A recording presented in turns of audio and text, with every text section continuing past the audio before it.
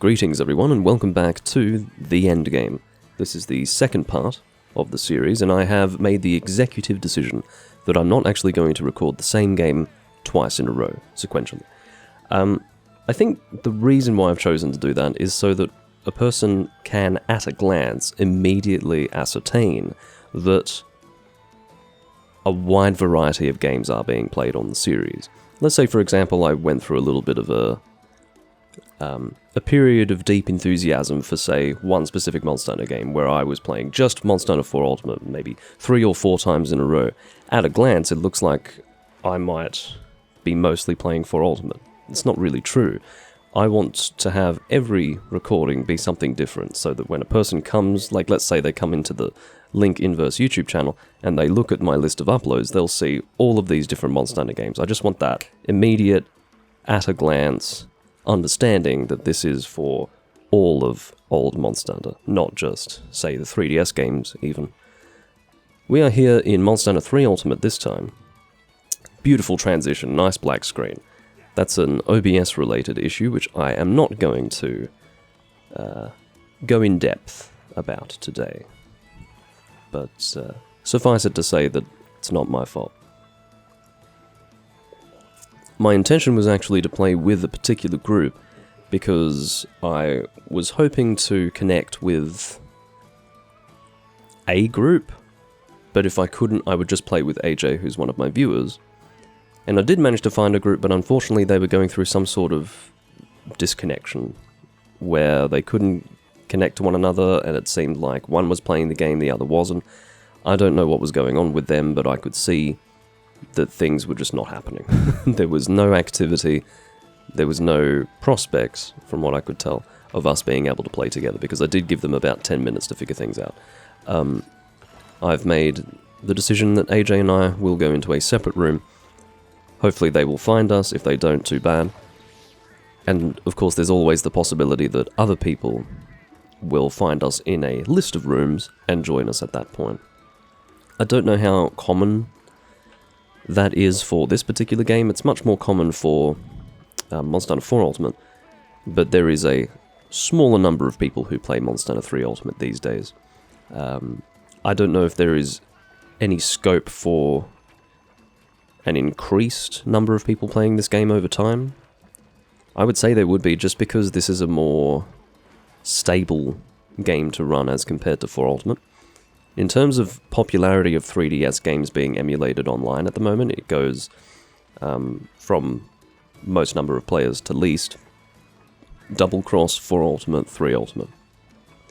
3 Ultimate is, you know, out of a list of, let's say, 10 rooms, I might find 1 or 2 people playing this particular game at any given time. And it is usually groups of 2 as well. Alright.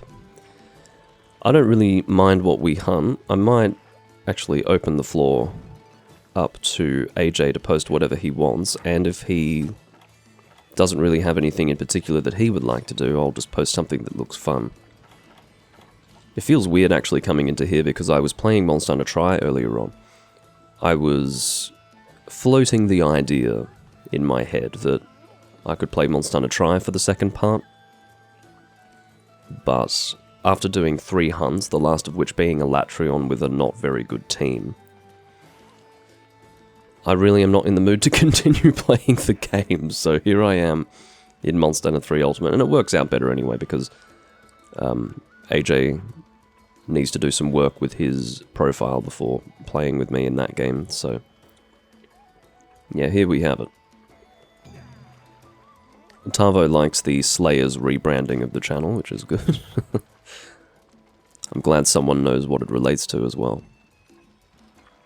Bump off Barrioth is going to be the quest. I don't think that's even visible on the top screen, is it? That's so annoying that that's not visible on the top screen. The curse of playing a 3DS game with the intention of actually giving you guys a pleasant visual experience. I don't consider it to be a pleasurable viewing experience if I'm showing 2 screens at the same time, because it gives you, you know, basically a smaller view of the game. It's less immersive, it looks like shit. to put it in slightly less amenable terms. It's literally just fucking terrible, and I hate it. And I'm sure at some point I will regale the audience of this new video series with my my hatred, my rants that I can go on about 3DS Monster Hunter and how it visually looks, and how I hate it as a Monster Hunter system. But anyway, that's all right. I'll go into that another day. I don't have the appetite for it at this time. Does it mean that we're old, that we know what it is? I guess so. I mean, there are also people who are into old anime as well. So it's going to be a Barioth, so what should I select in terms of sets? I might actually use a weapon type that one of you would like for me to use in the chat. First person to mention a weapon type, I will equip it. I've got a very interesting system when it comes to that. Because everyone's got a slightly different delay with the live stream, so some people they have an advantage over others when it comes to recommending a weapon type first, but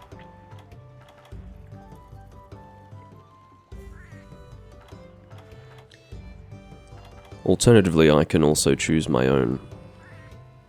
Looks like Tavo wants Hunting Horn. I'm not a huge fan of that choice because there's only 2 of us, but you know what, I can do it. One of the reasons why is because it's only a single monster, so I don't really need to be at optimal damage level, so looks like AJ's gone back to do some preparation. Oh, apparently I ate, which is interesting.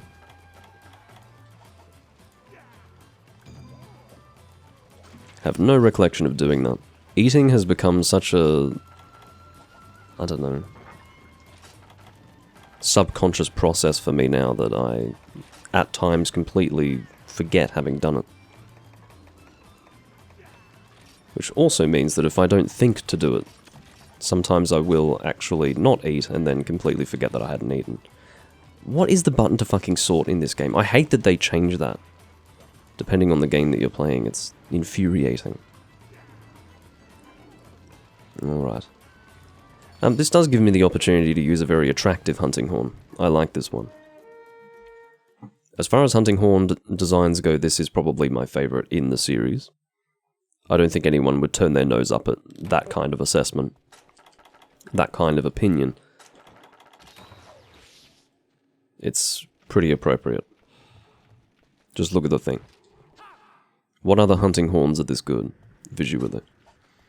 I guess it's because it's very dramatic and eye-catching. It looks like a maple leaf. That was the first thing that I thought. It's very rare that I will have a very distinct memory of the first time that I saw a particular weapon, but I remember the first time I saw this particular weapon. And at the time, I had no idea what it was. I saw it and I thought, what the fuck is that weapon? What is that weapon type? But anyway. Oh.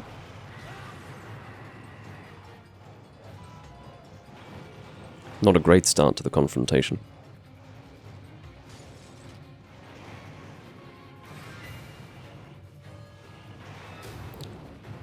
I'll start off with self-improvement. I will not actually require ESP, Mind's Eye. I always go to say ESP these days. Kind of funny. Oh, that's not the order. Actually, what is... okay, I won't actually be able to assist AJ with this, this song that I was intending to play.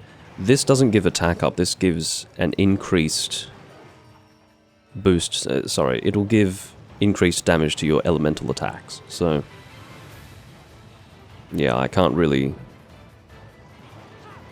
make use of this hunting horn in any capacity. I mean, I can give us some blight resistance, which is honestly helpful for this hunt. Let me get that organized. I don't remember the song off the top of my head, so I have to look at it.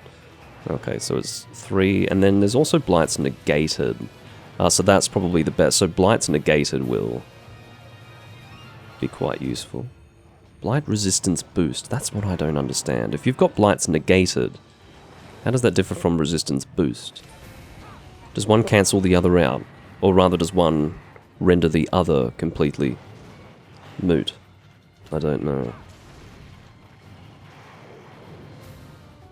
Maybe I should just focus on actually hitting the monster so that AJ is not soloing the thing. I feel like I've been issued an unpleasant challenge being made to use a hunting horn in this fight. But anyway. I always have the option to not go with what's recommended, but geez. I'd like to get a KO at least. Or, actually, we do have AJ working towards a KO, so I guess we could say that I'm assisting him in that. What fucking excellent timing for a KO. Doomlink remarked sarcastically. Not AJ's fault, of course, it was just really bad luck. I suppose I can always boost my own elemental damage. There's no reason not to do that. Alright, let's work on that for now. And then we'll work on Blight's negated, I suppose. I think I remember the note combination. Can I just say that I would really like a new texture? Like, so much of what you're looking at here, but not all of it, is HD textures that have been ported over from the Wii U version. But you can obviously see that the notes that are appearing on the screen are from the original game, the original 3DS version, visually speaking, and it looks like shit. It looks so bad, in fact it looks discolored. The colors look terrible. Alright, let me just pay attention to my damn notes. Okay, so let's do Blight's negated. And particularly because it's just the two of us, I will make sure that I'm hitting the monster while playing notes. And probably while playing songs as well. Alright, I don't know if Blight's negated has I would say like an extended duration on the... No, it does not have an extended duration on the encore, so... Alright. If I negate the Blight... This is what I don't understand, so Blight resistance boost... Will that affect something like Snow Blight? Or will it just affect Ice Blight? This is what I don't understand. So potentially, Blight's negated will prevent me from getting hit with snow, and then resistance boost will affect my resistance to Ice Blight. No fucking idea. It's not talking about resistance to elemental damage, it's specifically saying Blight, so... Conflicting things there. If I were more familiar with those kind of hunting horn songs, I'd probably not be so confused right now. But I'm very binary when it comes to hunting horn. What I do is either boost... If I'm using a hunting horn, I either boost hearing or boost damage. And I still haven't boosted our hearing, but I think... I've sort of made the assumption that AJ has resistance to roars because he's using a hammer, but that may not be the case if he's using Duramboros. So, maybe he could benefit from that as well. Right, it looks like Barioth has gone to the big area. I have been reduced to describing it as the big area, because I don't remember the area numbers in this location. It's quite incredible. I have played with people who memorize the area numbers for every single location without issue. They will just absorb that shit into their mind. Me? No.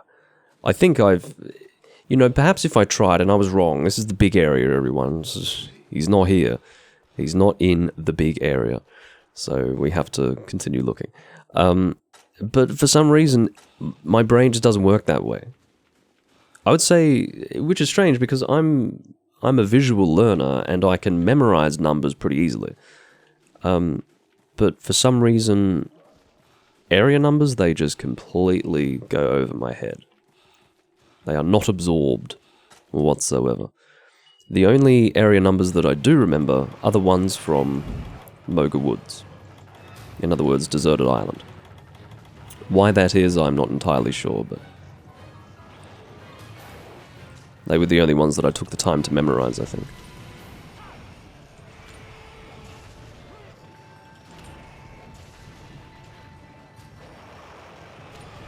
Oh, fuck you. I have to be moving forwards to do my slam. Or holding forwards on the analog stick anyway.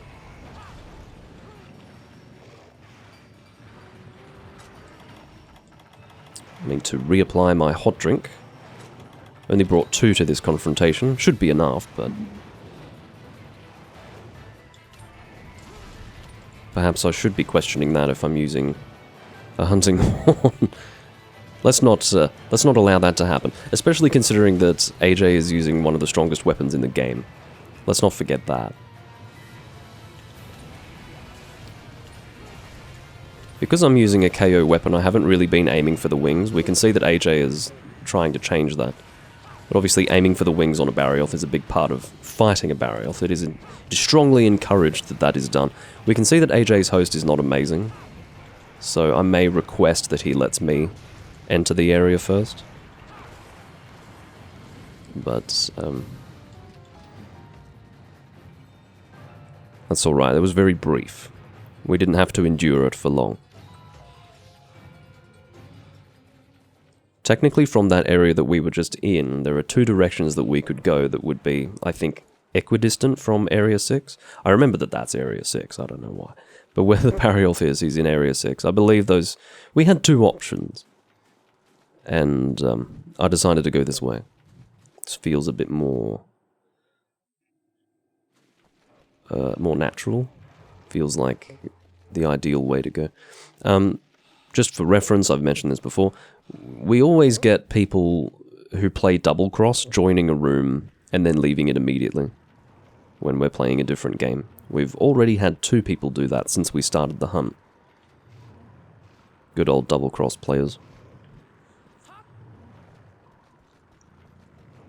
I will mention that I do have plans to eventually port my save from the Switch, as in Generations Ultimate, to the PC to emulate the 3DS version, specifically Double Cross, you know, not Generations Ultimate on 3DS, although I did hear that there are some people who are waiting to be able to do that. I don't know why, but, you know, they don't want to play Double Cross, they want to play Generations Ultimate emulated. I don't know where that comes from, or why they are so intransigent when it comes to that point. Like, well, there is no difference. Just translate the damn game, guys. But it is possible to transfer all of that stuff. It's just... yeah. I may have actually mentioned it in the previous live stream. I don't remember if I did or not. But I suspect that I may have done. So yeah, I will play Double Cross emulated soon. Well, not, I shouldn't say soon, but I will at some point. It's just there is quite a process that goes into not just taking it from Switch to 3DS, but also changing versions. It's, yeah. A bit of save editing will be required, it seems.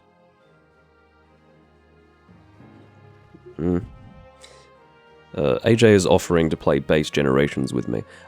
I can tell you that I didn't enjoy it when it came out, so I don't suspect I'll enjoy doing it now, a second time. I really, I mean, again, thanks for the offer, but fuck no.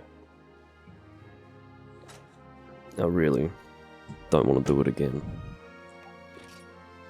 I'm not one to replay Monster Hunter games, I really try to avoid it. Because I've actually been forced to do it due to losing save files in the past, right? So I'm definitely more inclined these days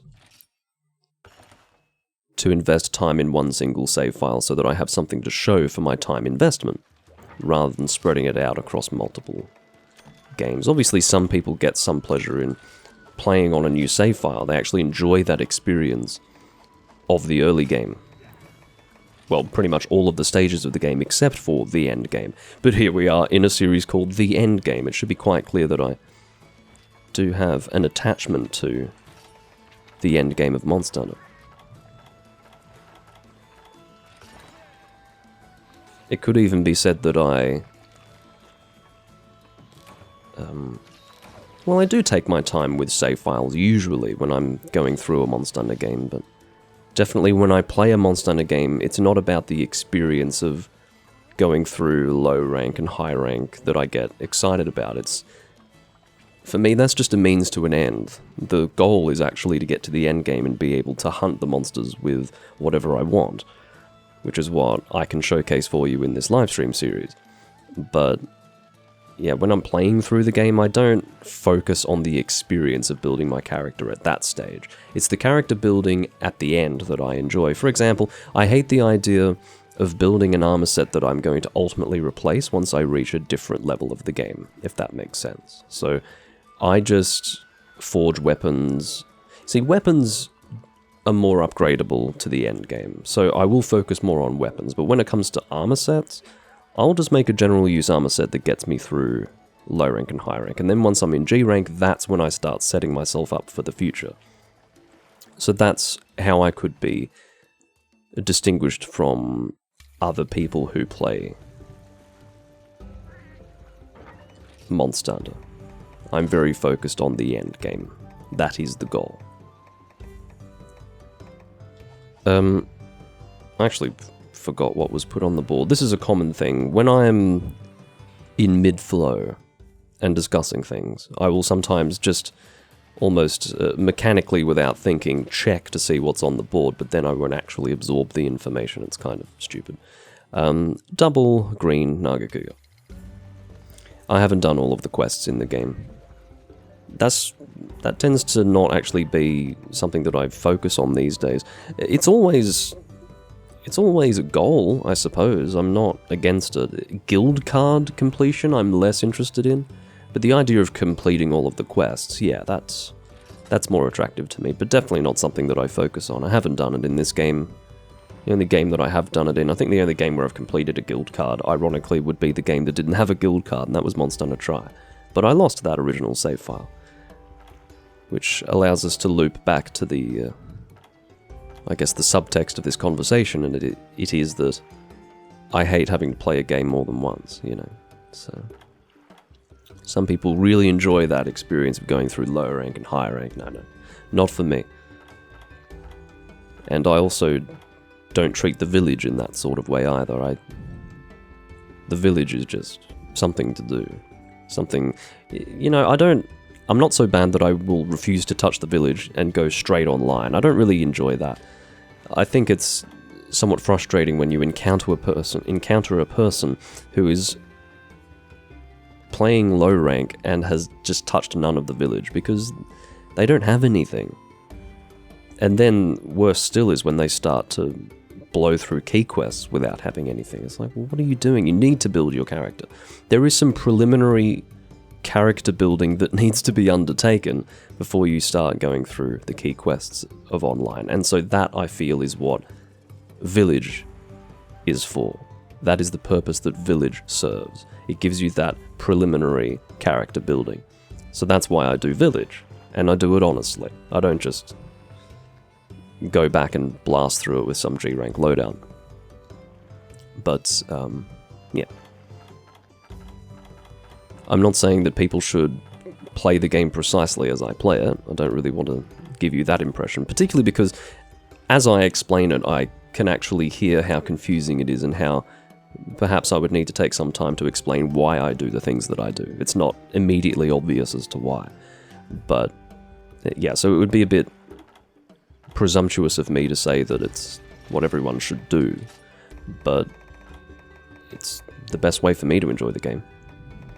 So that's why I do it. Fire weapon, I guess. The weird thing about Green Nagakuga is that originally the Nagakuga was primarily weak to fire back in Freedom Unite, which caused me to misunderstand 3rd Gen Nagakuga. In other words, Portable 3rd and 3 Ultimate Nagakuga. I thought he was still primarily weak to fire. This is going back a number of years now. This is probably going back to like 2010, 2011. And so I continued to use fire weapons, but then I learned, probably around, 2012, I think it was around the time Monster Hunter 4 first came out, I've discovered that actually it was thunder, which was the primary weakness now for Nagakuga.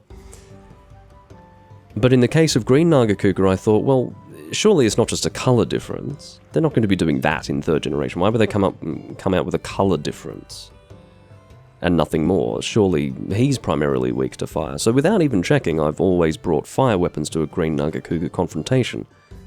But I'm pretty sure he is also primarily weak to thunder.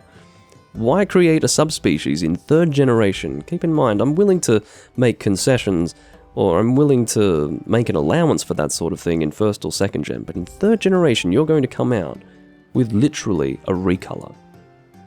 I think Green Nagakuga has very slight differences in how he attacks. I'm not going to suggest that he's literally a copy-paste monster, but he very nearly is, and in my opinion, there's almost no point to having a subspecies unless it's either A, very, very different to fire in terms of the confrontation, or B, has a different elemental weakness. Because that's one way to make it different from the original version. Force you to bring a different loadout to the fight. That's fine. But to have a monster that is essentially the same fight, but also is going to cause you to bring the same loadout that you would to the original monster, it begs the question, why do you exist? Why do you exist? Honestly. I'm feeling Gunlands for this fight. Yeah, I also enjoy high rank games, AJ. It does make the process more meaningful. I enjoy it because when the parameters are different, you can get some joy out of it. Like, for example, I enjoy using Greatsword in a game where you can't charge it. It completely changes the way you use the weapon.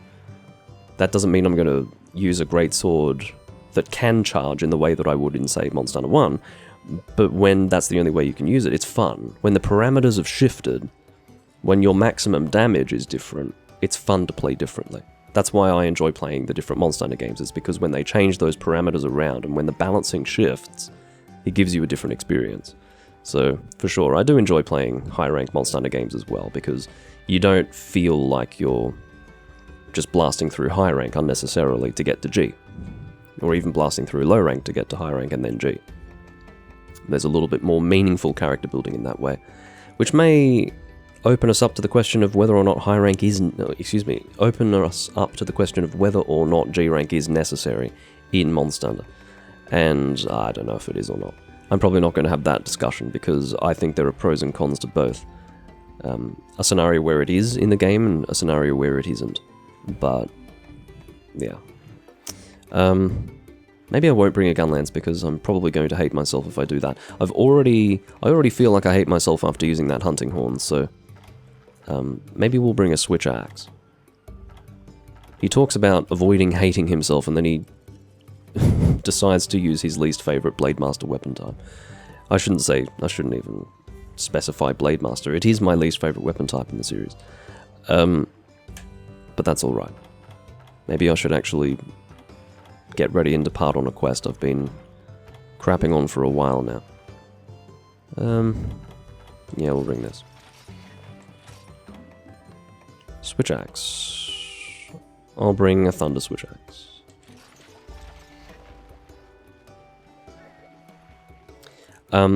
Yes, it did have a small chart.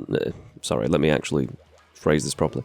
AJ's asking if there were achievements in Try. He suspects that there are. There were achievements, and that was the extent of the guild card. Keep in mind that the guild card was actually something that was implemented by Beta Team, in other words, Portable Team. It first appeared in Monster Hunter Freedom 1, and it never actually appeared in an Alpha Team game. So, Monster Hunter 1 and G, no guild card. Monster Hunter DOS, no guild card. Monster Hunter Try, I guess they flirted with the idea of a guild card, but weren't really sold on it. So they decided to bring the achievements aspect of the guild card into the game, but didn't bring the whole guild card thing into it. I don't know if that was just snobbery on their part, or if they just didn't have the time to waste on new ideas that had been dreamt up by Beta Team. It's hard to know. And it may also depend on how you would characterize Alpha Team. Are they the type to be snobbish about that? I'd say probably. I reckon they'd be very inflexible, because they are pretty much responsible for what we would call rigid Monster, and they're the ones who are responsible for keeping it in. All of the Alpha Team games are considerably more challenging than the other ones. You will notice that. You will feel that. I implore you to play the games in this order. Well, only for purposes of explaining what I'm trying to say. Maybe in reality you can play them in whatever order you want. But if you were to play, for instance, Portable Third, 3 Ultimate, and then try, you will see an immediate change. You will see a difficulty change. And I re-experienced that when I came back into Try after not playing it for ages. So, you know, the last time I had played Monster Hunter Try was in 2012, until I picked it up again, I think last year, or the year before, when the servers actually properly went live. And I immediately experienced that difference in difficulty. And it's hard to really pinpoint what the difference is, but the game is just less compromising. You, as a hunter, feel weaker. You feel like you're really being put under strain in a way that you just don't experience in the beta team games. And that is the skill that Alpha Team has. That is what they bring to the table with their games. And it's very effective, actually. Because it feels like a genuine difficulty. It doesn't just feel like clunkiness that results in difficulty, so therefore you're fighting against the system rather than the monsters. It's not quite like that. It is more nuanced and more meaningful than that. So I want to just get that out of the way if you were thinking of making that argument.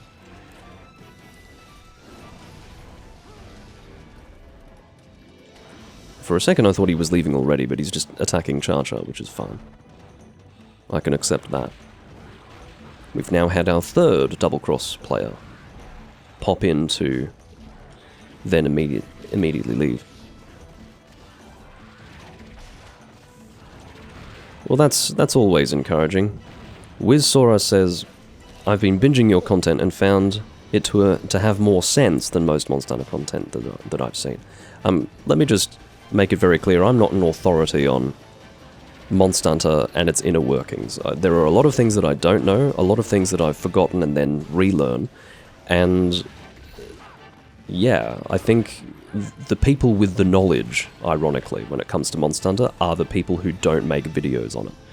So I would like that comment to be interpreted not as an inflation of my credentials, whether it be accurate or not, but instead to illustrate just how little Monster Hunter content creators actually know about the games that they play. So, but I will take it as a compliment, and I do thank you for it.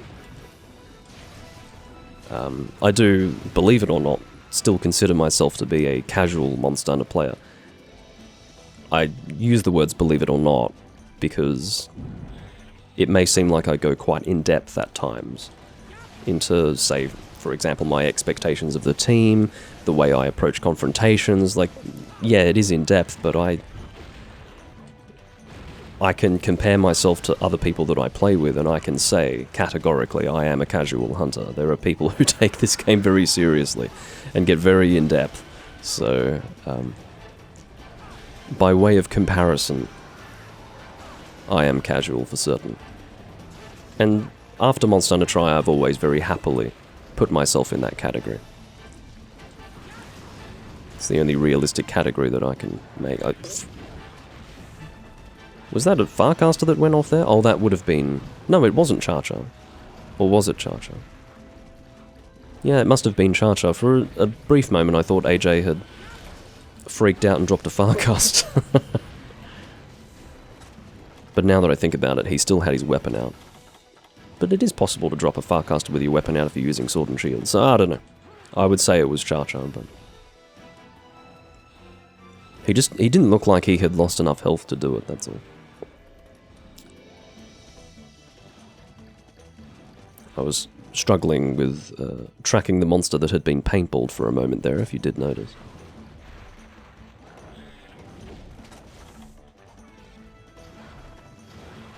It must be said that this Switch Axe is not very impressive, stats-wise. If you compare it to the other Abyssal Lagiocrus weapons, it's really not very good. It focuses more on raw damage than it does on elemental damage, but its raw damage is not particularly good either. I mean, it's fine, it's not bad by any stretch of the imagination, but it's still not amazing. I just don't like the stats. Something about the way the stats look. And I don't know if it's just a perception or if it's true, but the stats just look suboptimal when I look at them. If you want to see them, these are the stats.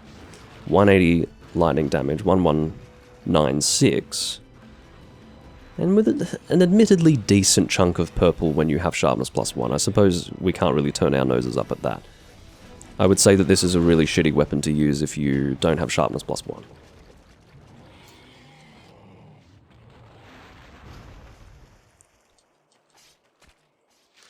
Yeah, I don't know if they're green clouds, though, when the Sharkalakas go berserk or do weird things, Peaberry. I think perhaps Cha-Cha had actually abandoned the fight briefly to heal up. But I thought they only did that when they were at quite low health. It might depend on the orders that you've given the Shakalaka. The tactics, I think, is what you call them. Yeah, tactics. Just needed to get my terminology right. But yeah, depending on the tactics, maybe that will influence how, or rather when, your Shakalaka will abandon the fight to heal. I suppose if they've been told to play conservatively, they may approach things that way. And I suspect that if you allow your Shakalaka to faint, he will disappear from the fight for much longer. Obviously, this has been very speculatory because I don't really use the Sharkalakas, I'm happy to admit. Not happy to admit, I admit it without any reluctance whatsoever, and the reason why is because I'm A, not a fan of the Sharkalakas all that much, and B, I play so much online that I don't retain much memory of what it's like to even use the Sharkalakas. I'm happy to use them as a form of distraction when I'm playing offline, for the monster. But I don't get that much use out of them. Obviously, by Monster Hunter 3 Ultimate, they are extremely useful. You can, for example, get the Pitfall Trap mask for Cha-Cha and drop a trap, I think, multiple times in one hunt, which is quite immense. You can also do fancy things, like have Cha-Cha cook meat on his head, which, as a sentence, really shouldn't be a sentence that's spoken, but it can be spoken, and I have already done so. I think mentioning head and meat in one sentence is a singularly risky enterprise.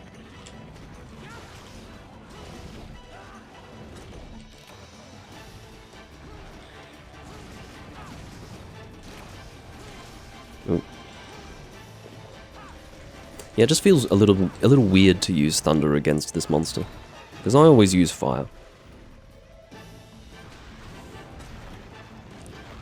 You may have noticed my hesitation when I said that Green Nagakuga is primarily weak to thunder. It's because I still can't quite believe it, but I'm quite sure that both monsters are primarily weak to thunder. It's pathetic, really, but that's alright. We can always give Capcom the benefit of the doubt and say that there must be a reason why. There must be a reason. Let's make the subspecies more similar to the original version instead of more different. Excuse me. Well, I belched internally, but I don't think it was very audible. So if you're wondering why I said excuse me, that is the reason why.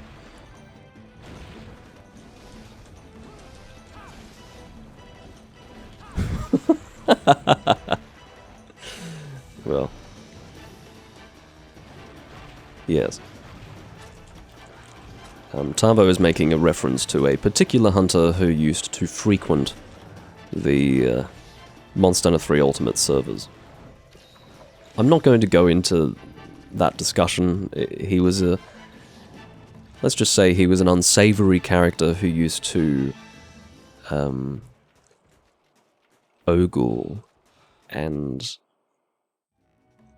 swoon over any person who had a female character in the game.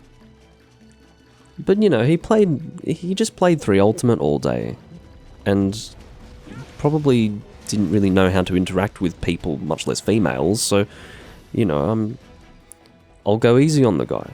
I mean, yes, he was supremely unpleasant to interact with, but, you know, what's he doing now that 3 Ultimate's gone? I've got no idea. He might be playing some weird browser-based Flash game. I don't know. Anything's possible. And then we can also go the other way, and instead of giving the guy the benefit of the doubt, we could say that maybe he doesn't deserve any sympathy because he might be a fucking online predator. I've got no idea. But yeah, he was not a pleasant character at all. And quite unfortunately for him, a 3 Ultimate recording of mine that very much hit the sweet spot of the algorithm basically opened with me lambasting the guy.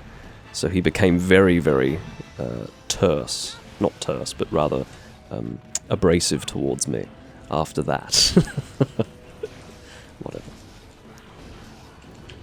But as I say, I'm not going to get into the details.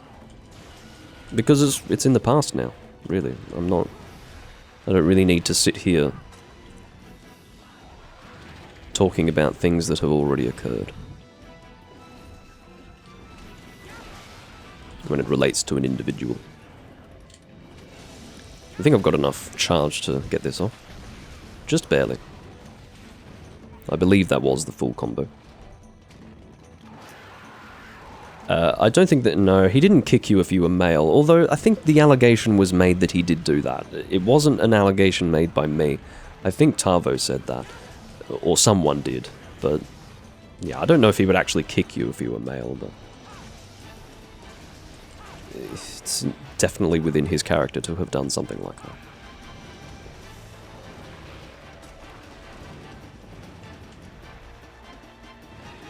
Part of the reason why I don't want to have that discussion is because it comes across as...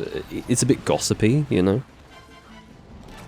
I feel like I'm a teenage girl telling her friends, like, oh, you should have seen what he did this time. Oh, you know. I'm not really... not really into that sort of thing.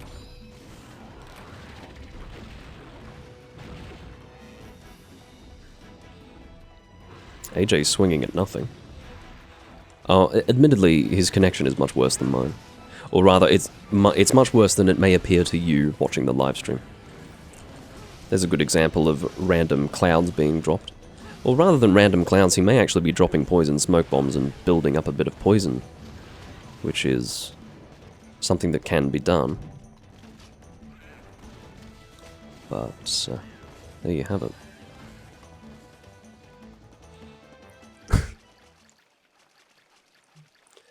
Well, yeah. Tavo sort of brings it into...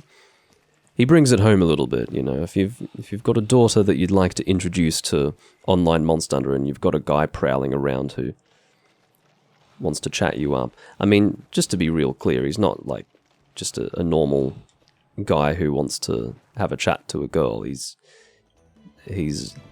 a bit not quite right, is what I'll say. So you probably don't want your daughter, or wouldn't want your daughter speaking to a person like that. Or being sweet-talked by a person like that.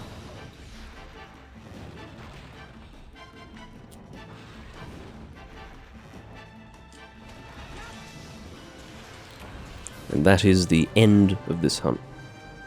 But yeah, when I discuss that, I sort of have to remind myself, oh yeah, you can't play online on those servers anymore in 3 Ultimate.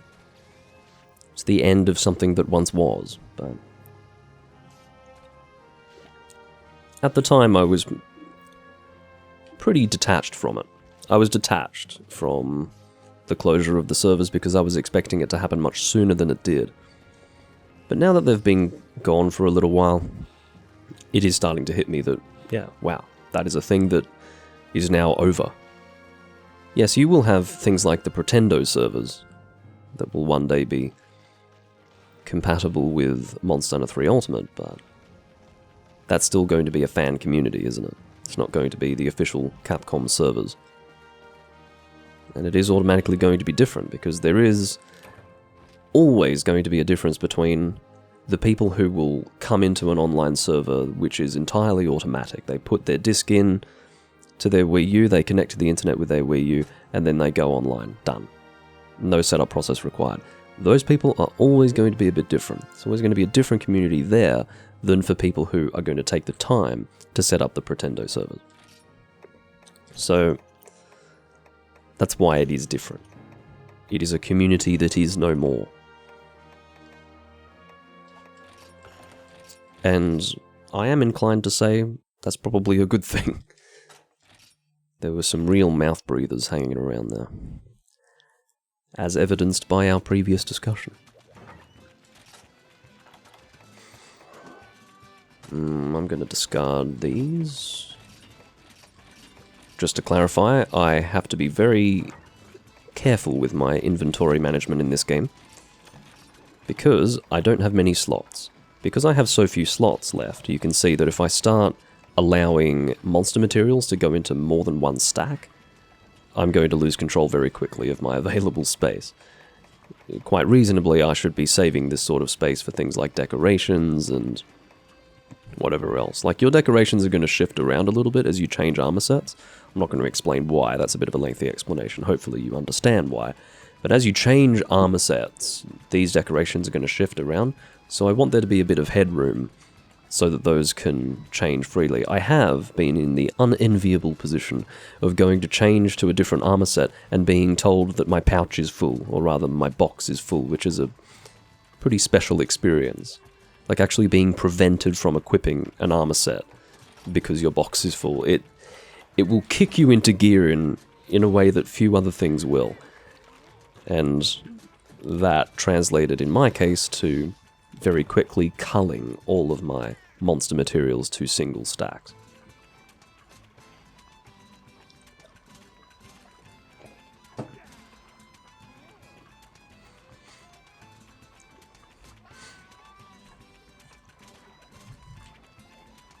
Yeah, and I suppose if you're if you like the idea of playing 3DS, then you will also miss the fact that you could just connect to someone in Generations with your 3DS. I'm not sure. You used to play Generations Ultimate with your 3DS. I don't suspect that you did. You probably mean Generations. It's probably a bit unkind of me to almost delight in the fact that they didn't come out with the 3DS version for Generations Ultimate. At the time, I was basically pointing and laughing and saying, "Nah, that's what you get." But what about the people who don't have a Switch? You know, I was reacting in that way because I thought that the 3DS was a mistake for the series. I feel like they never should have touched that system when making Monster Hunter games. But you know, that was probably poor form of me to basically point and laugh at people who perhaps were using the 3DS as their Monster Hunter system, and then all of a sudden were forced to go out and buy a Nintendo Switch to continue playing Monster Hunter. That's kind of shitty. But anyway, we live and learn.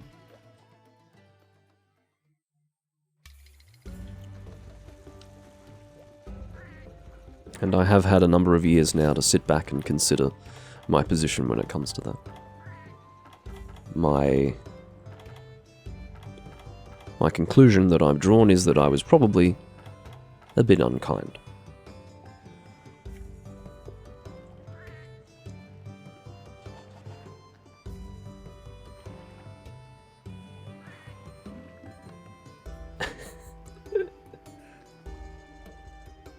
Yeah, automatically you're going to experience a worse side to the community if you're just playing with random people like Tavo and I.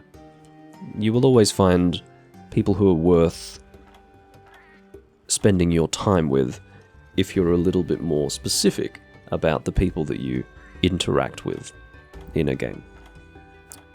You know, if you start to actually build a friendship group, for example. But, and, you know, I've done that in Monster Hunter 3 Ultimate.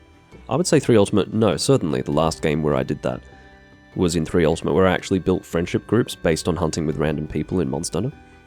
And, you know, these friendship groups do drop off because, at least for me, I've always tried to keep it focused on the game. Like, I'm not going to go and say, hey, what's your Skype and all this business. But,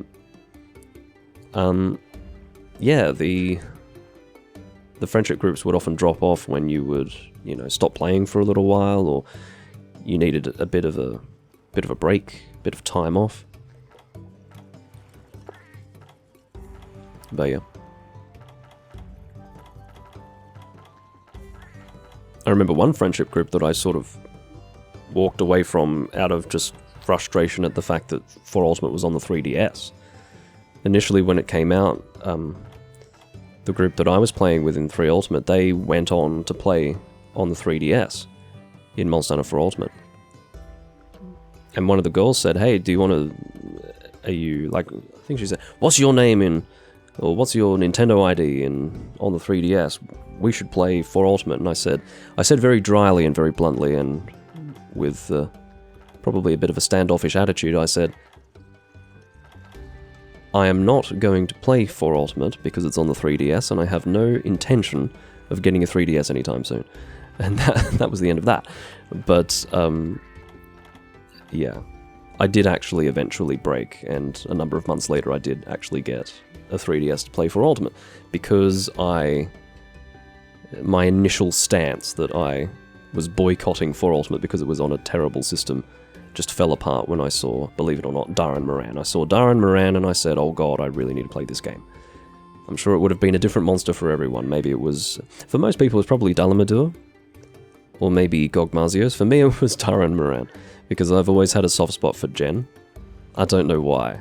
I've always found Jen to be a fun fight, so I really wanted to experience an augmented version of that. And, yeah, watching the Darren Moran cutscenes and possibly a confrontation as well made me go, oh fuck, I have to experience this. So I went and got a new 3DS XL and Monster Hunter 4 Ultimate. And, you know, I decided to approach it openly, and then I realized, well, it doesn't matter how open I am to the 3DS, it's fucking uncomfortable to hold. I hate having to look at this smaller screen rather than at a television, and overall, communication online is harder because I don't have a keyboard. Just everything was worse, okay? You know, I'm a stationary console Monster Hunter player, or I certainly was at that time. I may have started on the PSP, but I cut my teeth in Monster Hunter Tri, and then in Monster Hunter 3 Ultimate, whilst playing a bit of Portable Third on the side, comparatively speaking, and a bit of Freedom Unite as well. I did go back to Freedom Unite a little bit, but yeah, I did end up losing that save file and my original Portable Third save file as well. So definitely most of my gameplay was focused on Monster Hunter games that I could play on the television. And yeah, 3DS was not fun for me. Not fun at all. But yeah, some people are really into portable gaming. I am not. Not a portable gaming sort of person. Definitely played some Game Boy, played some DS growing up, but once you get the taste of playing on a frickin' television, to be honest, nothing beats that. At least not for me. Some people call it couch gaming. It's another way of putting it. Let's bring a greatsword. I'll bring High Grade Earplugs greatsword, and for fairly obvious reasons. I'm not going to be bringing Rocksteady to a Giganox confrontation. And I suppose we'll bring... what's a fun choice?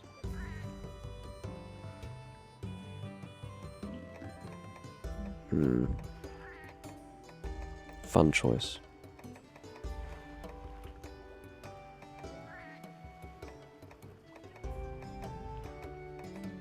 I'm going to take the choice that's not necessarily fun. Oh no, this is fun. This is really fun. This is the fun choice.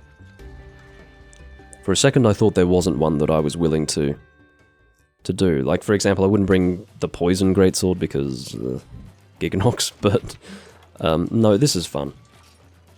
One of the worst greatswords in the series. I shouldn't say one of the worst greatswords, I'd say one of the most insulting greatswords in the series. This is the one that you get for fighting Naked Devil Joe. Okay, now, if you're going to fight a Naked Devil Joe, the event item should be decent. Just to clarify, the hunter is naked, not Devil Joe. That would be rather strange. Well, not strange, actually. That would be expected. But the point is that your reward for, you know, clearing Naked Devil Joe 5 times, just to be clear, you may play perfectly fine, but what's the chances of getting a team that knows how to play the damn game? Pretty low, weirdly enough.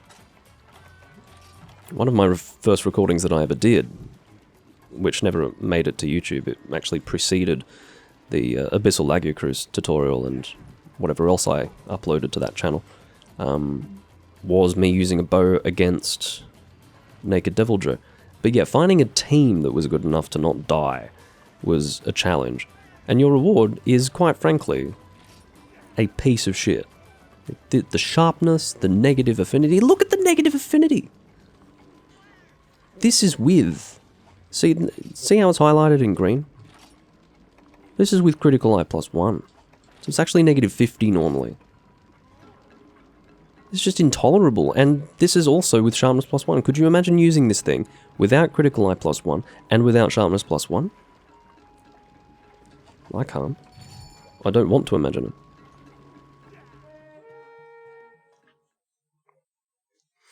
it. P-Berry very eloquently says, "Fist him in his tail hole" in the chat, which is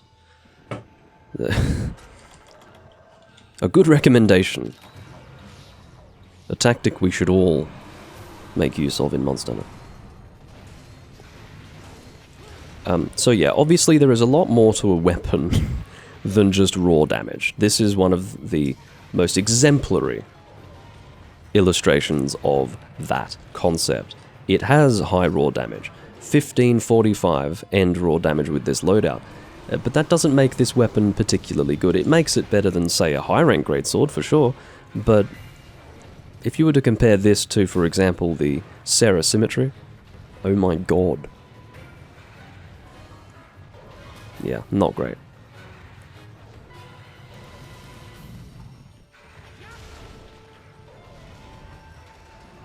If anything, I feel like it's meant to trick people. It's meant to trick less experienced hunters who perhaps do think there's just the sheer raw damage of this makes up for -50 affinity and almost no sharpness. No, it doesn't. That's the reason why people don't use a Cantor weapons, okay? Well, some people use a Cantor weapons. And if you're playing Generations Ultimate, you bloody well should be using a Cantor weapons, but with the correct skills, of course. But yeah, there is a lot more to weapons than that. Although there are some weapons that are quite fun to use that are like that. Some of the Ukanlos weapons are fun. Ukanlos. Sounded like I said Akanlos. Like, for example, the Ukanlos Greatsword. I quite like using that. Not actually a bad choice, with sharpness +1.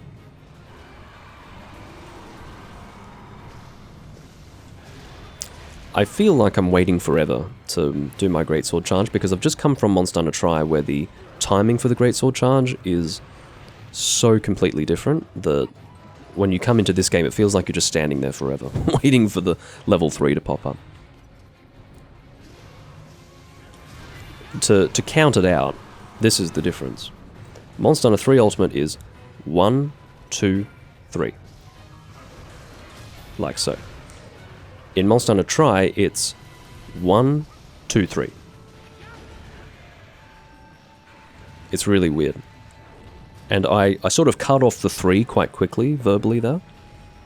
Because if you don't get the 3 on the correct timing, you will drop back down to 2. It's 1, 2, 3. And it's quite strange. I have to say that part of the reason why you don't really get a visual you get a visual indicator, but you don't really get a sonic or auditory indicator. Hold that. Sorry, that was a bit strange. Things that you didn't ask to see, but were forced to see in the end.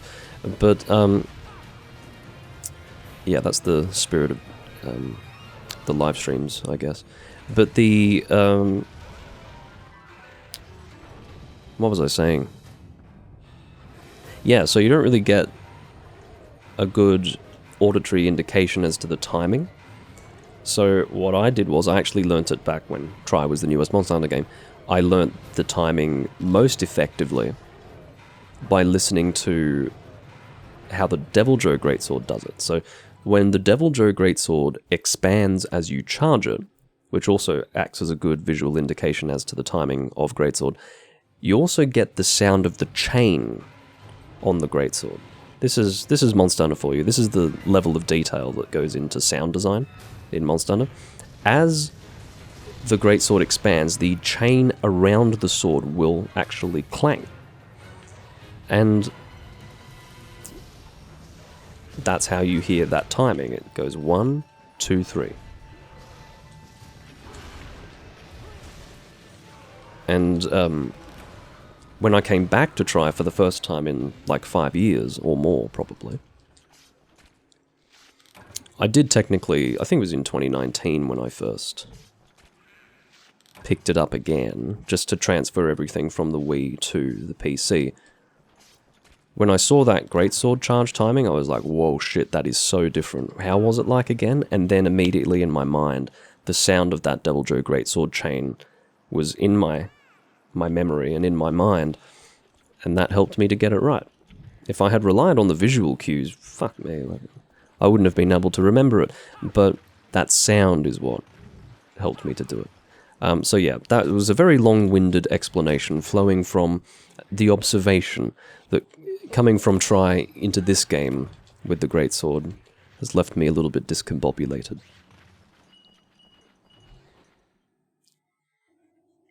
Who am I and what did I do with Doomlink? Well, Doomlink still exists. That is the non-Monster Hunter YouTube channel. This is just the...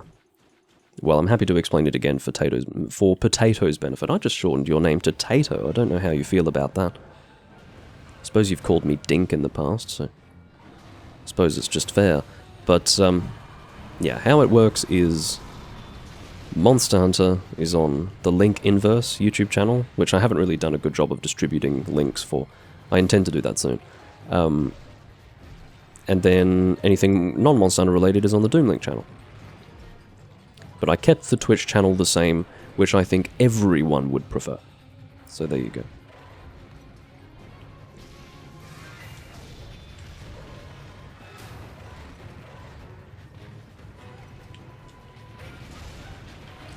It's always nice to feel as if you're punching the monster when you're using a greatsword.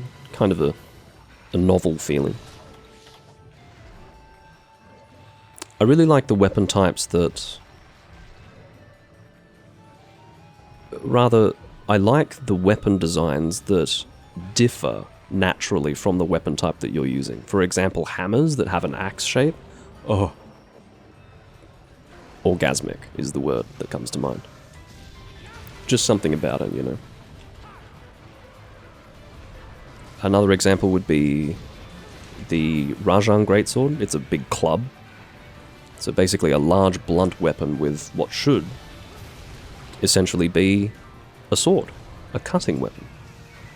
And I suppose this could be related to, you know, a big impact weapon, in fact, being with a cutting weapon. So, you know, obviously the weapon design is not going to make this an impact weapon, because the weapon type is greatsword. But visually it looks like you're dealing impact damage rather than cutting damage. Possibly how they get around that is that you can see this guy has like some sort of sharp knuckle duster looking things. So maybe that is the blade that I'm using in this case, not the fist itself. Can you stop trying to poison me? That's what it looked like anyway.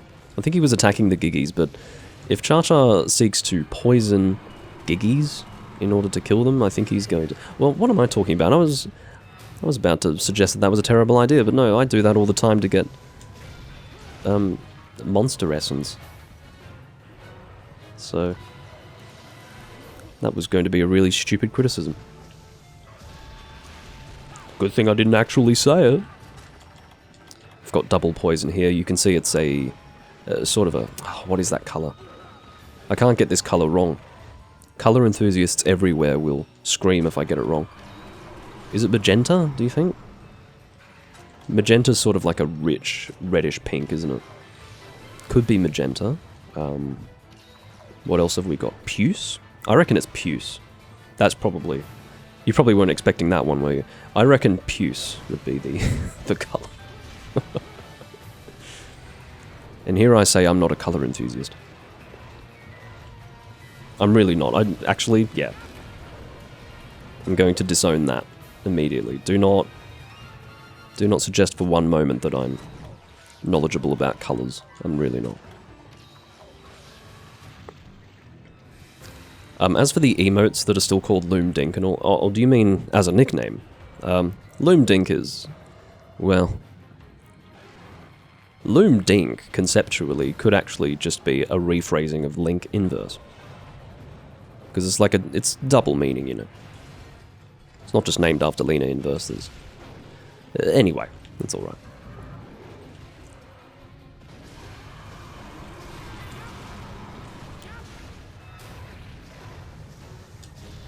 I had a thought, and I've forgotten it now.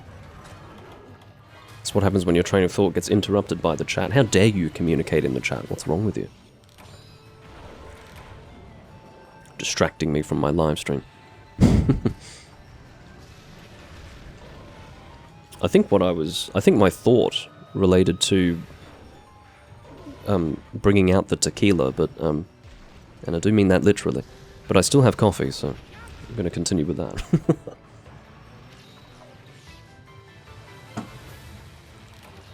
Oh, come off it.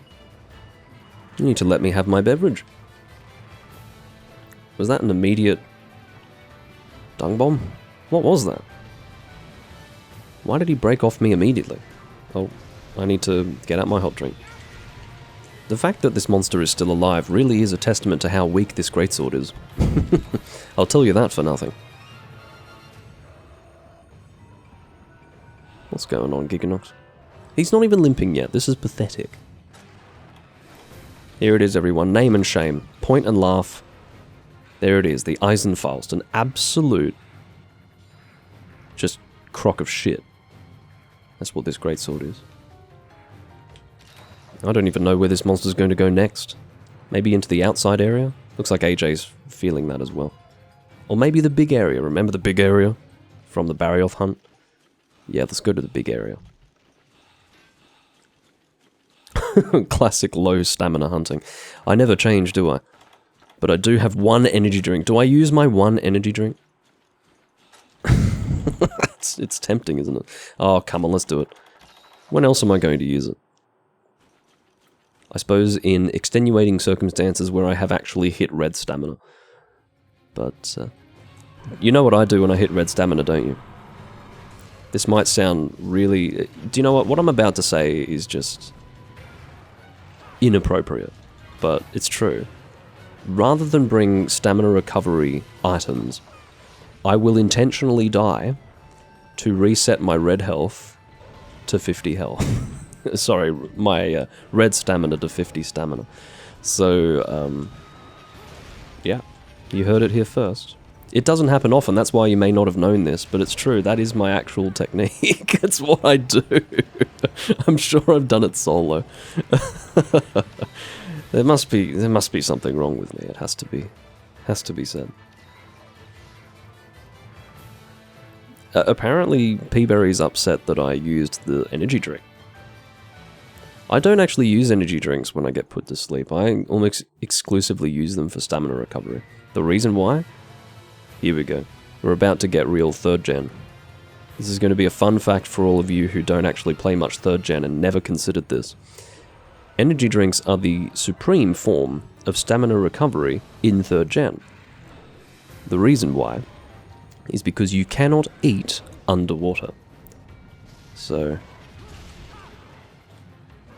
bit of a shift to what you would expect, don't you think? And that is a reality. I mean, some people will say, oh, well, just go to land then and eat. Well, it's not that simple, is it? If you're in combat. I am actually going to keep track of how many double-cross people have joined this room and left by the time this live stream is over, unless I completely forget to do so. So far we've got... oh my god, we've actually had the same person come back twice. Well, technically come and then come back. So we've had Yagami, 1, Ashen, 2, Seedox, 3, Ice-chan, 4, and then Yagami came back again. I suppose by that point he had forgotten that he had been in this room. Double-cross players. Do I really want to move into the emulated version from the Switch version? The answer is not much of a downgrade. Community-wise, not much of a downgrade. Look, I will give them the benefit of the doubt and say that perhaps on the Citra phone emulator, it doesn't show you who is in the room until you join it. I'm giving them the benefit of the doubt by saying that, but it is entirely possible that there is the option to check, and they're just not doing it because they're double-cross players. They're not disconnecting, AJ.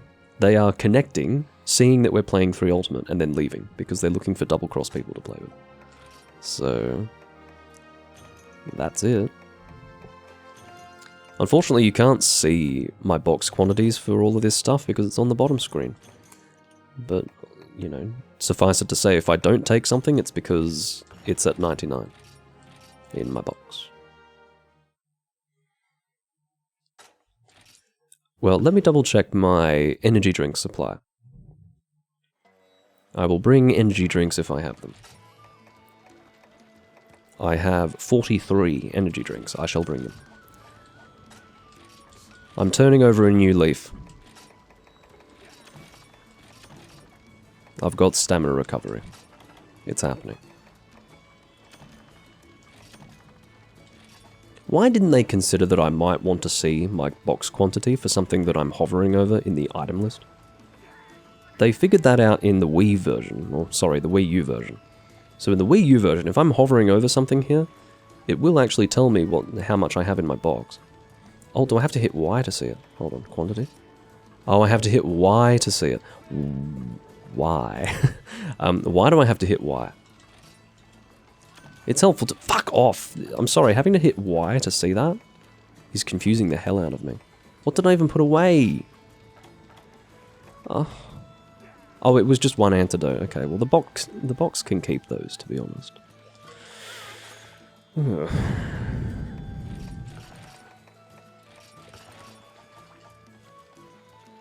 Anyway, I was basically describing something you couldn't see in any event because it was on the bottom screen. 3DS gimmickry.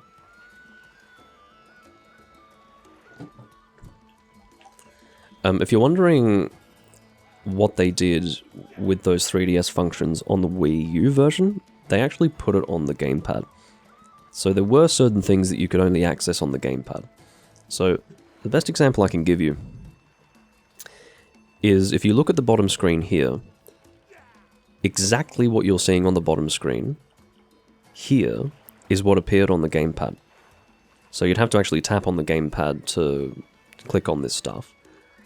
And while they did do that, while they did keep that 3DS bottom screen for the gamepad in the Wii U version, because it is a stationary console, they did put more information on the top screen, or in other words, on the main screen.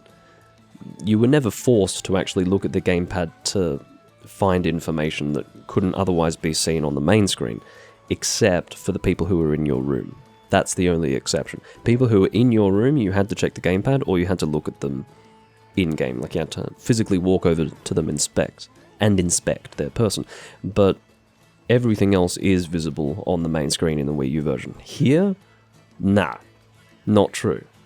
And I think you're all experiencing that while only being able to see the top screen. You are able to confirm, specifically here for example, that you can't see the food that's coming up. You can't see the selection that I'm making. Why is that? Because fuck the 3DS, that's why.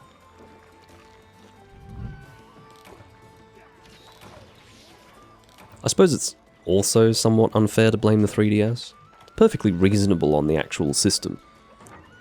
But I'm going to get real meta with you all and say I don't think the system should have 2 screens. I think that's a fucking gimmick and a stupid idea. There you go. But... like, I don't know, I'm playing Phantom Hourglass and I need to, like, close the screen to, like, put 2 things together. There's, like, a thing on the top screen and a thing on the bottom screen in the game, and to put them together, I have to close my Nintendo DS. I think I may have even said 3DS. That's just a habit. I have to close my DS to do it. I mean, you know, how cool is that? That stumped me completely in that game. I had no fucking idea what I was supposed to do. I think what you do, I think it's the C charts. I think you've got, you know, the top C chart and the bottom C chart, and they obviously are joined together and they're complete, and they said, oh, they give you a hint in-game to break the 4th wall and say, hey, close your Nintendo DS, but they obviously don't say that. And I'm sitting there completely confused. I'm like, well, what the fuck do you want me to do? There's also the one where they tell you to yell into the microphone of the DS. Jesus Christ. Gotta love Nintendo in their gimmicks, hey? Motion controls for games that actually are going to make use of them reasonably. This is not an example. You know, Monster Hunter Tri is not an example. Dragon Quest Swords is a good example. That's fine. I mean, you can call that a gimmick, but that's really fun. You know, a game that's designed to run with motion controls and that's the system. That's great. Yelling into my Nintendo DS to, you know, make a monster with big ears, you know, react? Fuck that. Blowing on the screen to remove the dust? I just... forget it. I don't know. Maybe I'm unromantic. I'm approaching it from a prosaic perspective that, quite frankly, is not allowed when playing Nintendo games. I'm supposed to be wide-eyed and innocent.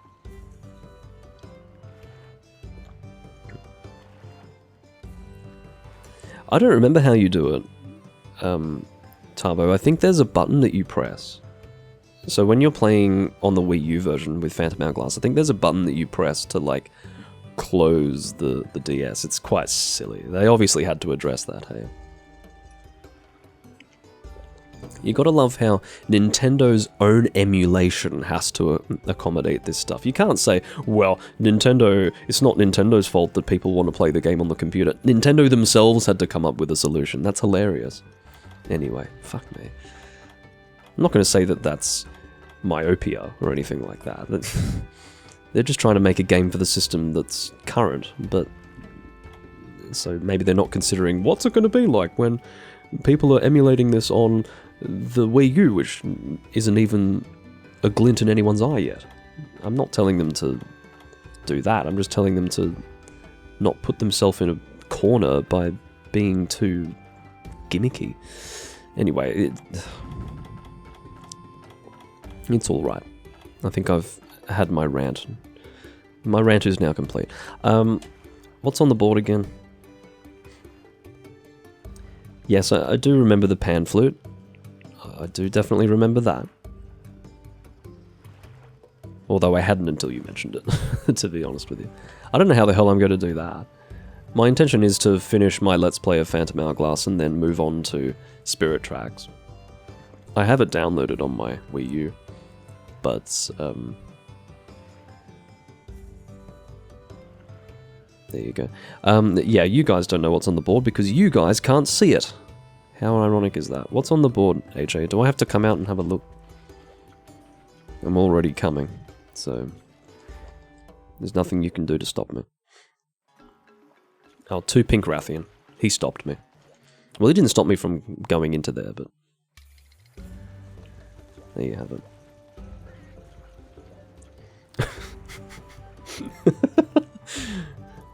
AJ says, I like when you close the DS screen while playing the Super Mario 64 remake on DS. Mario says, bye-bye at the loudest possible volume. That sounds terrifying. I'd shit myself. If I closed my DS and Mario screamed at me, I'd just, all of a sudden, I think I'd... actually, it may not be problematic if you're shitting yourself, because one of the only benefits to playing on a Nintendo DS is, quite frankly, to play while on the shitter. But I obviously say that tongue-in-cheek.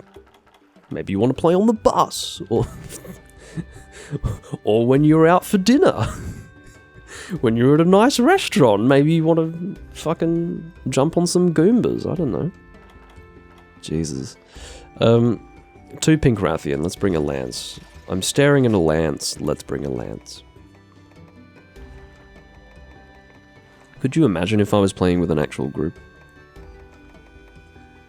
They would be getting quite frustrated with me by now. Tempted to bring Thunder, although I think Dragon is superior for Rathian.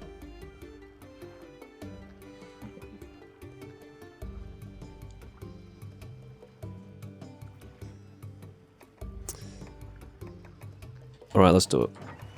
We're gonna go Dragon, but Awaken Lance.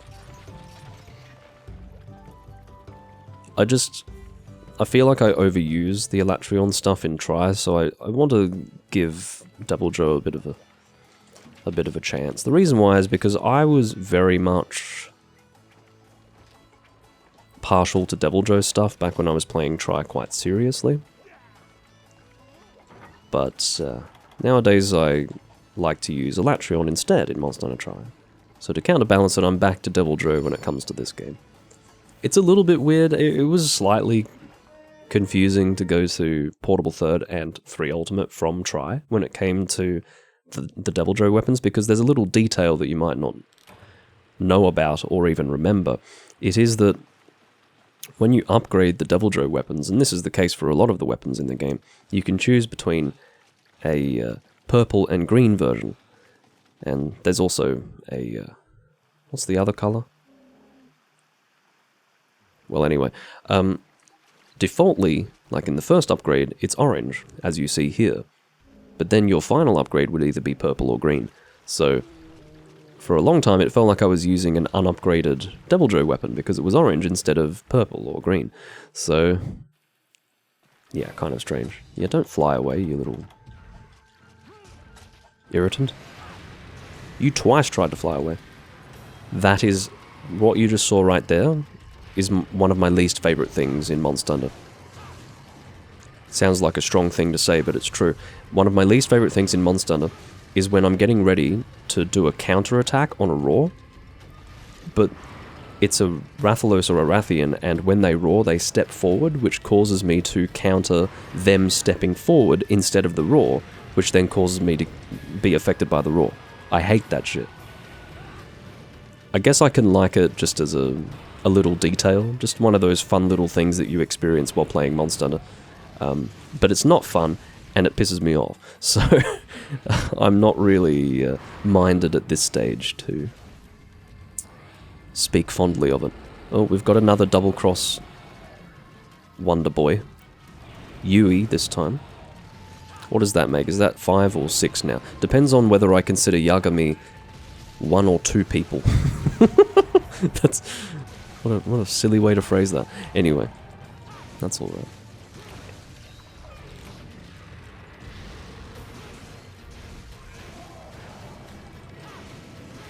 AJ's making use of an absolutely beautiful weapon. Let me make this very clear. Most of the Zenogre weapons in this game actually require Awaken to be used. And to counterbalance the necessity of Awaken, they have given the weapons amazing stats, just beautiful stats. Very, very effective, very, very strong. Just imagine something with like really good stats already, and then they just put a fat load of element on it. Mwah. So we're talking Zenogre. Let me think of the examples now. Well, the Gunlance is the one that immediately comes to mind, because who has an Awakened Gunlance set? I do. But yeah. Oh, we've got them both paintballed now. We have to look for the one that's injured. But yeah, the Zenogre weapons are really, really strong. I'm just trying to think of the ones that require Awaken. Obviously, the bow doesn't require... I shouldn't say obviously, but the bow doesn't require Awaken, I know that. I don't know. I can't remember all of the Stygian Zenogre weapons. I said Zenogre, didn't I, instead of Stygian Zenogre. But hopefully you know what I meant based on what AJ was using.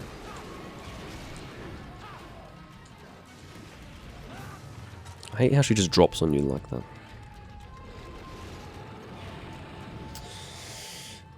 You gotta love it when you have to move forwards to turn around, but when you're standing on the edge of a cliff, that means you jump off. Jesus. Anyway. It's what happens when you're distracted by the chat. The other colour is yellow, I think, P-Berry. You'd think, you'd think I'd be able to work that out. Sorry, AJ, I will be back once I have taken this rather circuitous route back to the hunt.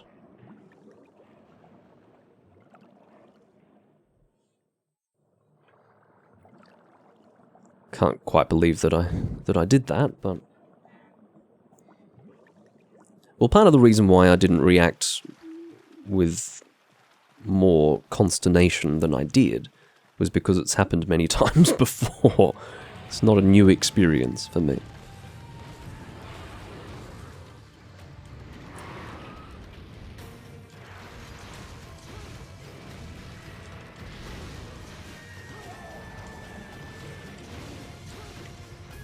I think it's time for you to, I don't know, get close to dying.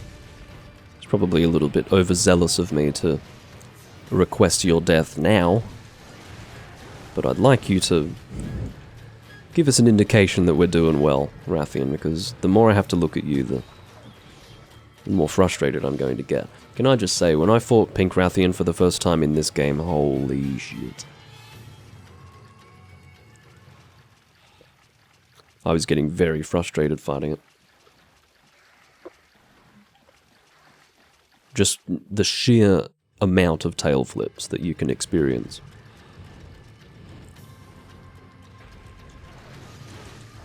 Very frustrating. You get used to it once you've fought a number of gold Rathians, but...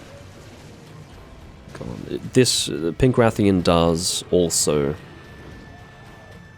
do more tail flips than gold. I think I phrased that wrong.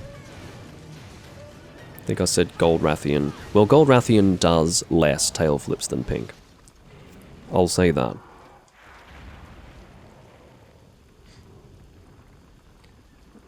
Samuel has sort of made some sort of tenuous connection between discussing loads and penises. Or in this case, sausages, I don't know. Everyone's sausage is fine, but not everyone may have a sausage. This is a reality of the internet. Although some will contend that there are no sausageless people on the internet. You've now put me in a position where I'm using the word sausageless. I hope you're proud of yourself. Thank God I didn't end up carving instead of pulling out my weapon. I would have been really annoyed if I started carving instead. Because I did technically press A. I pressed A and X. That could have ended poorly.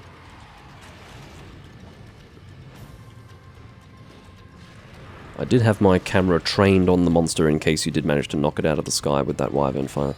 It didn't happen though, unfortunately.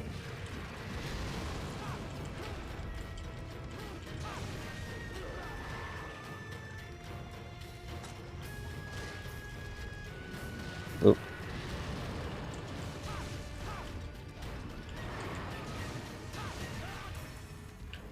My health is not dangerously low, but worth doing something about. AJ and I are very coordinated at the moment. Oh, fuck off. Look, if you don't like the Wraths, don't fight Pink Rathian. You'll be bald by the end of the hunt, after having, you know, ripped all your hair out. I feel that she is intentionally designed to be the most annoying of them all. And she is. She definitely is. Yes, alright.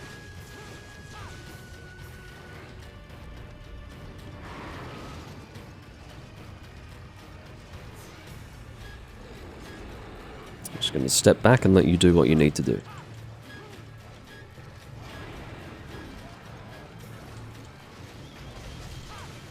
countering the wind pressure.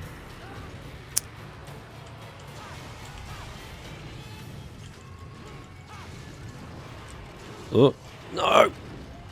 Almost got hit by the second part of the tail flip. Definitely a risk as well.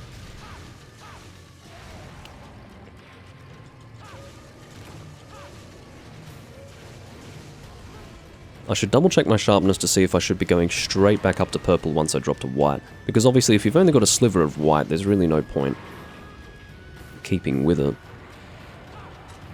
What's happening? Oh no, I've got a fat bit of white, so I'll keep with it. If I've got a sliver of purple and a fat bit of white, I really have to find better ways to describe these things.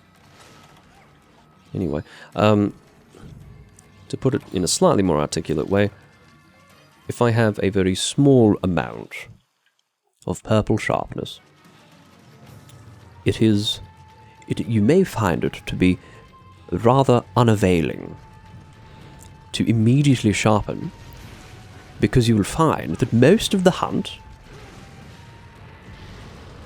to the detriment of your damage per second, will be spent sharpening. Well,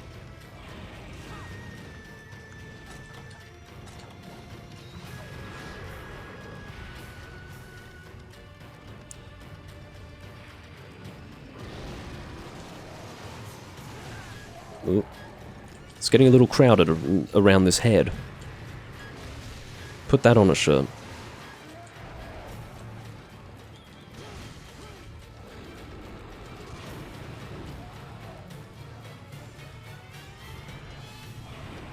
You know, that's one word that I never will use. I will never use the word indubitably because it's a meme. That is a word that you will never hear pass my lips except for when I'm explaining that. I don't know how it became a meme, but it did. So I will stay well clear of it. I will give it a wide berth.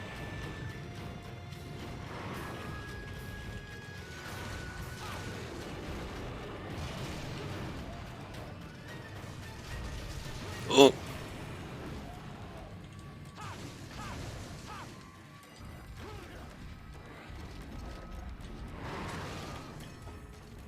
Well, here we go. I'm not going to sharpen up. I'm not going to immediately ignore my own advice. Oh. There you go. Get a bit of KO in there. Unfortunately, I've got the AJ host at the moment. I'm not going to exhort him to leave the area. That would be a little unnecessary, but I will hopefully get the host again next time. He has waited to let me enter first. I have seen him do that.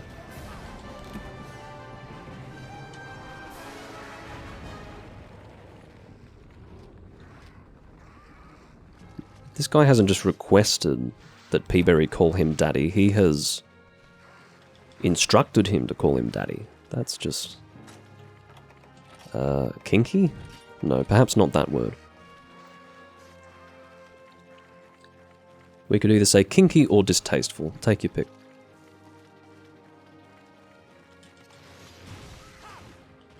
And there's no in between, just to be clear.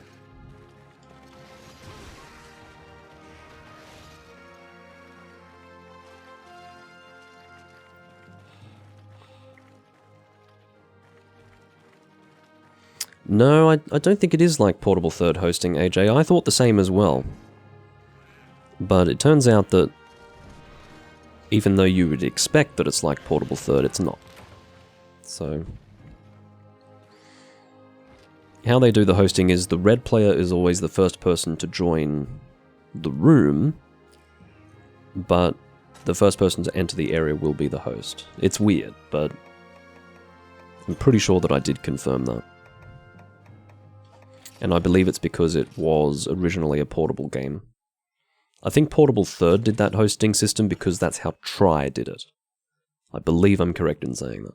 So even though Portable Third was a portable system, they did the Try hosting.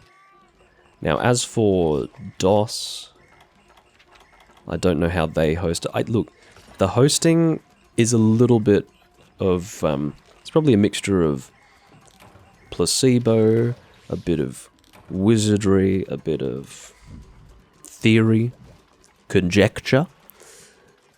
There's a lot of uncertainty around hosting, to be honest.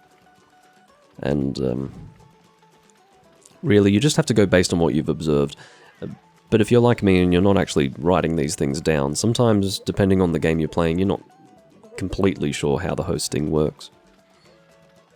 Because you've since forgotten what you've observed in the past. It all just sort of blends into one big watercolor collage. Watercolor collage, maybe not. Let's not say collage. Let's say mess of colors. Mess of Monster Hunter-like colors. Where you can't really identify which game it was that you remembered seeing that certain thing. I'm sure I'll devise a better way to explain it in the future. Let us consider this attempt unsuccessful.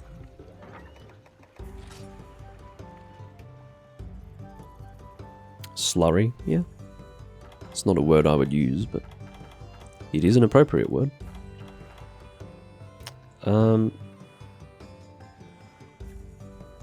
Yeah, Portable Third is dependent upon quest poster. Particularly, monster number 1 is the red player, monster number 2 is the blue player, and that remains static. That does not change. Oh, come on, I can remember what was posted, can't I? No, I can't. Is he going to get it at any point in this live stream? That is the question. Steel or a gun? Yes. I had literally just looked at it, and I have to admit, I did absorb it too. It just escaped my mind almost immediately. So, yeah, this one's on me. Entirely based on my own forgetfulness. If people wonder why I do that, if they're like concerned that that's some sort of evidence of cognitive decline, it's really not. I'm multitasking, okay? I'm doing more than one thing. Because when I'm conducting my commentary, I'm focusing in some small part on how I'm phrasing my sentences, while simultaneously thinking about what I'm talking about, and then probably also thinking about another thing, and also moving around with my controller. You know, there's a lot of things going on, so occasionally I will check to see what the monster is, and I just don't internalize it completely. It's just what happens. I mean, doing my best, guys. I'm sure if I just, you know, stopped everything that I was doing and said, hey, what's on the board? What's on the board? Look at it. And then I would look at it, and then I would remember. But I haven't been doing that. That's really, if I were to improve the situation, if the circumstances were improvable, that would be my approach to do it. But that doesn't sound very fun. I don't want to be in the middle of a conversation and then just stop myself and go, okay, we are hunting this. And then I go back to my conversation. It wouldn't ruin everything, but I just don't feel like doing it. Steel or a gun, it is... Let's bring a bow. We haven't used a bow today.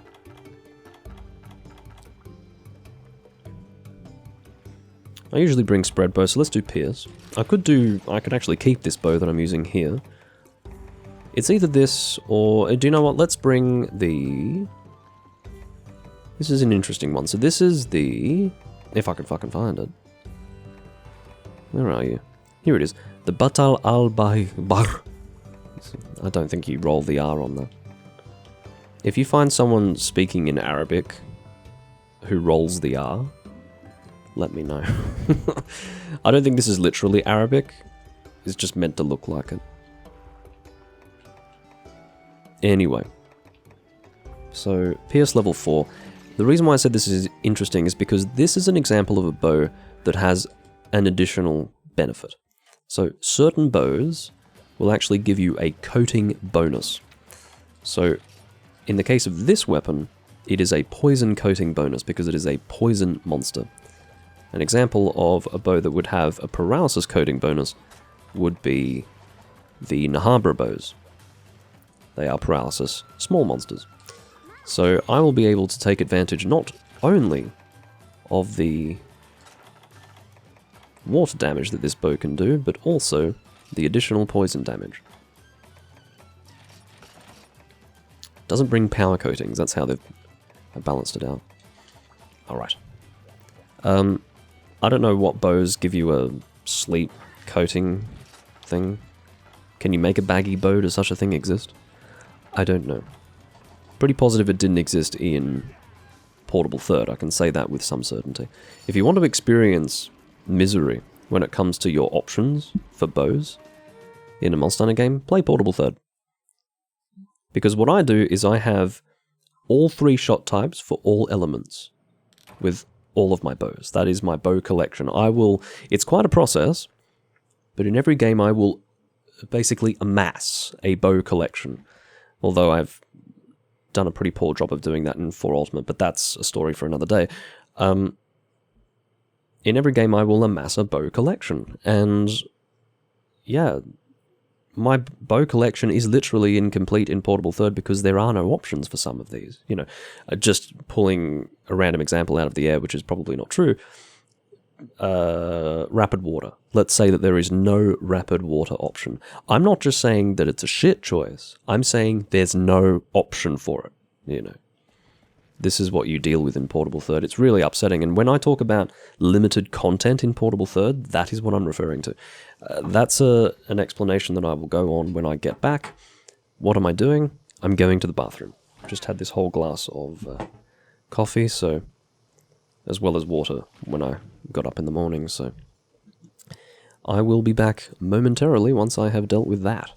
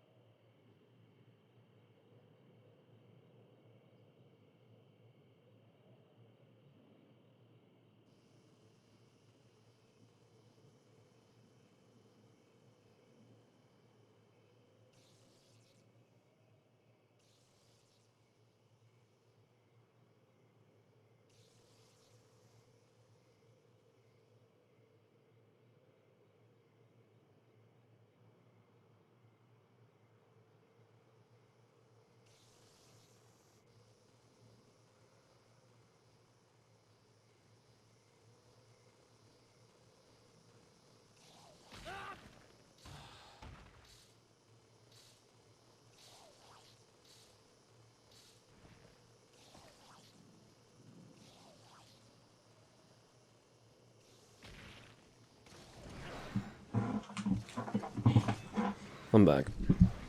Just had to locate my glass.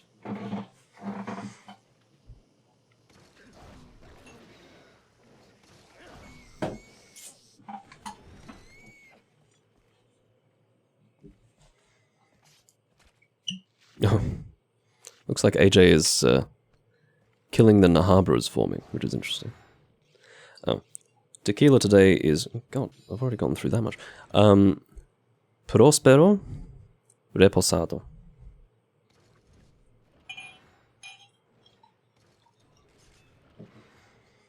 Might have to slow down with that one. Almost gone already. Cheers, everyone.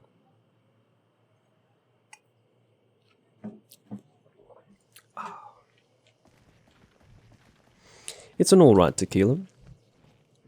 Not among my favorites, but I've had worse. Definitely had worse. Alright. for a second, for a very, very brief moment, and it's because of where the Roggy was situated in relation to my character, and in relation to my camera position. I thought that the Uragan had managed to hit me with his chin from that distance. That is obviously not what happened, but if it had happened, that would have been extraordinary. I will equip my poison coating. So you will discover... what the fuck am I doing? I have blight resistance, somehow. Where has that come from? Is that a food skill? No. Is it... Why did I not suffer from stench? Is there an explanation for this? How did I not get hit by stench? I'm not sure. I'm confused. Let's move on. So I obviously have a poison damage bonus for my coatings here. So I will allow you to observe how quickly I can poison this guy. So that's one coating, or one arrow. 2.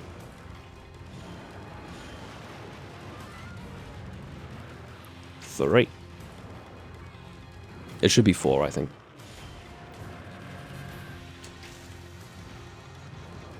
And he's poisoned. In 4 arrows. It's probably closer to 6 or 7, if you don't have the bonus. What it ultimately means, at least for me, is that I can get more poisons off with just the 20 that I can bring. I don't have to actually combine to get more poisons out of it, if that makes sense. You know, maybe it will depend on the monster, but usually you won't get 2 status applications out of 20 coatings. So, or maybe I could be wrong about that. I would have to familiarize myself again with how that works, but anyway. Maybe there's a zone on his cloud where you get hurt but not stanched. I'm not sure. It's a bit strange. I actually don't know what happened now. Maybe it was a glitch. There shouldn't realistically be a way to get hit by that cloud but not have stench applied, because the entire thing is stench, right?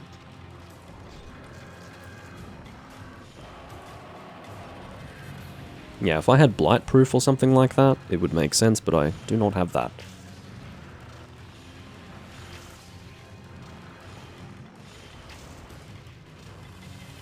Let's see how many coatings we have when we get our next next poison.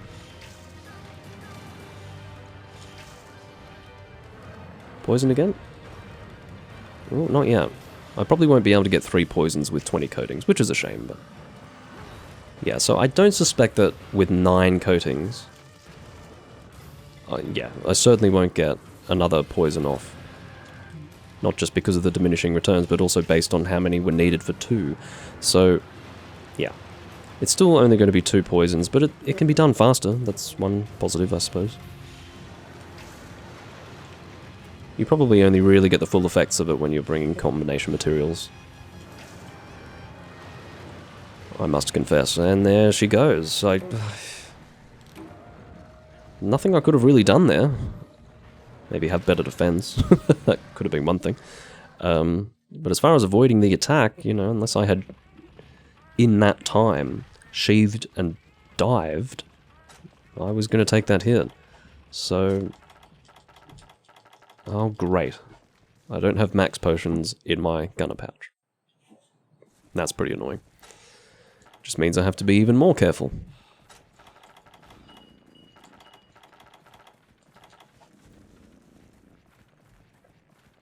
It's a little bit unfortunate. It's kind of funny to watch the Uragan roll around the area, though. As far as a monster moving while paintballed, I think Uragan's probably the only monster that would move like that with a paintball. Oh, AJ's giving me a max potion. That's very kind of you. I will be along in just a moment to receive it. You know what would be amazing? If he gave me garbage instead.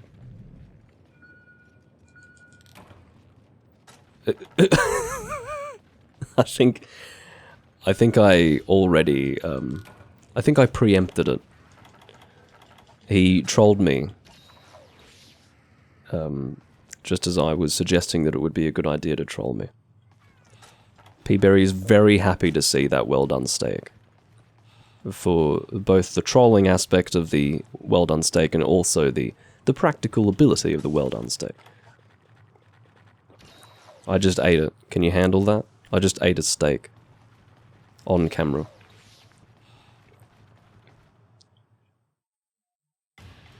After this livestream, P-Berry is going to play that moment back repeatedly. He's actually going to do it until he falls asleep tonight. That's going to be his lullaby. Just the sound of a steak being eaten by myself. Oh, fuck right off. Smelly rocks? Who came up with that idea? Rocks that stink. Like, what the fuck? So I guess, you know, rocks that are attached to him, like, oh, thank you. I guess steel Uragan is so odorous that if the rock is attached to him, the rocks will stink as well, and they will explode into a stench cloud. I'm sure that there's some logic to that. I'd have to ask Ethan if there was some logic to that, because Ethan always gets very hung up on the logic behind anything fantastical in a video game. I don't always get hung up on it, so I'll have to ask him if he's convinced by exploding fart rocks. If it's something that he can't make logical sense of, he hates it. More so than most people.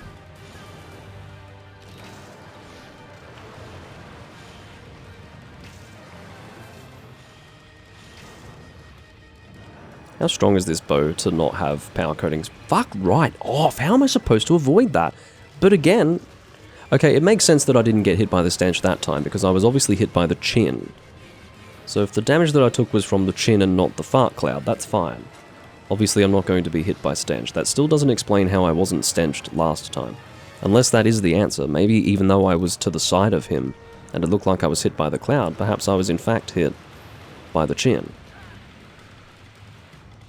Suppose I'll just have to accept that as the explanation. Oh, the rocks are full of sulfur and methane? Yeah, I suppose so. Yeah, no, that makes a lot of sense. Alright, I can accept that. I'm sure Ethan would as well. That obviously explains why this monster's so smelly. He's volcanic. The volcanism of the steel Uragan is the explanation. Very well.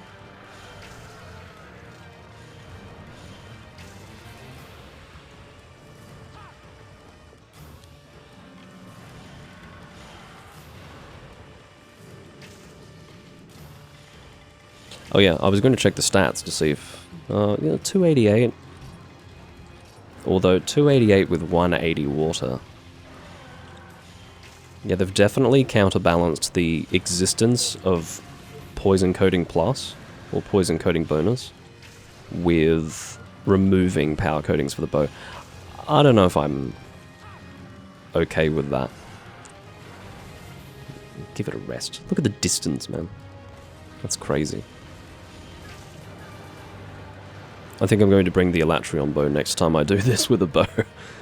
Or with a Pierce bow, more specifically. Not a fan.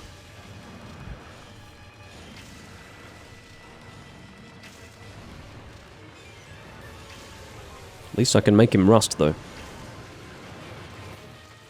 That's the neck that... I mean, surely we need a rusted steel Uragan. Are we going to get that? Perhaps not. I don't think Uragan's ever going to come back after that popularity poll. I think Uragan's dead. Although I don't remember where... Well, I shouldn't say I don't remember, I didn't check.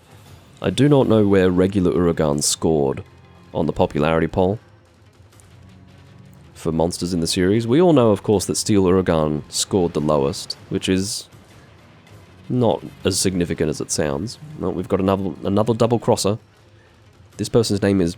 Nah. Oh, we've got another double crosser. Oh shit, they're probably going to play in our room together. We just had two. Oh no. Ashimetsu left immediately. Very good. But this guy named... Nah. He's still in the room. I wonder if he's worked out yet that MH3U is not the same as Monster Hunter Double Cross. He'll work it out eventually, I have little doubt. Or maybe I shouldn't set my expectations too high.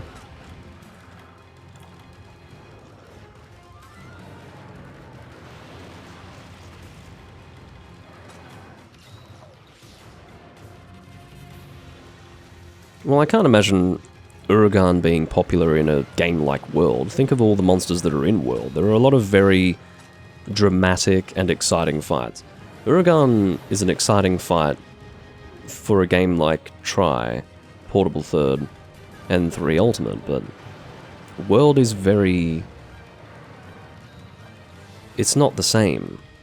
World focuses very much on the visual experience of hunting. So I can't imagine Uragan being that popular in a game with some of those fights. It probably comes across as very bland by comparison.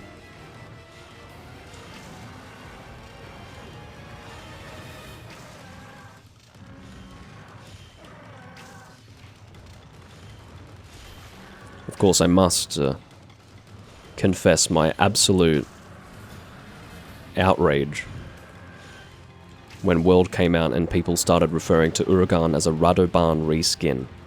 That was a very memorable moment. Very memorable. You can't really blame them, though. You can't blame the people, it's just... You know, it makes you physically cringe if you've played Monster Hunter for longer than, you know, no other games before World. But it must be said, you can't underestimate how many people played Tri and then never played another Monster Hunter game until World. There were a lot of World players who started in Tri, which speaks to the success of Tri in America specifically. But it can probably be said internationally. It was very successful. It was probably, if you think about it, it was really the only game where they ran a serious television ad campaign.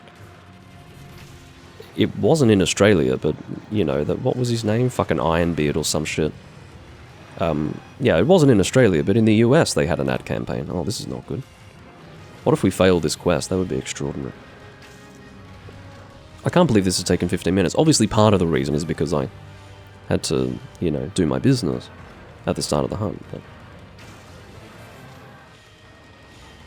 can I just say that saying do my business sounds actually considerably worse than saying taking a piss or peeing.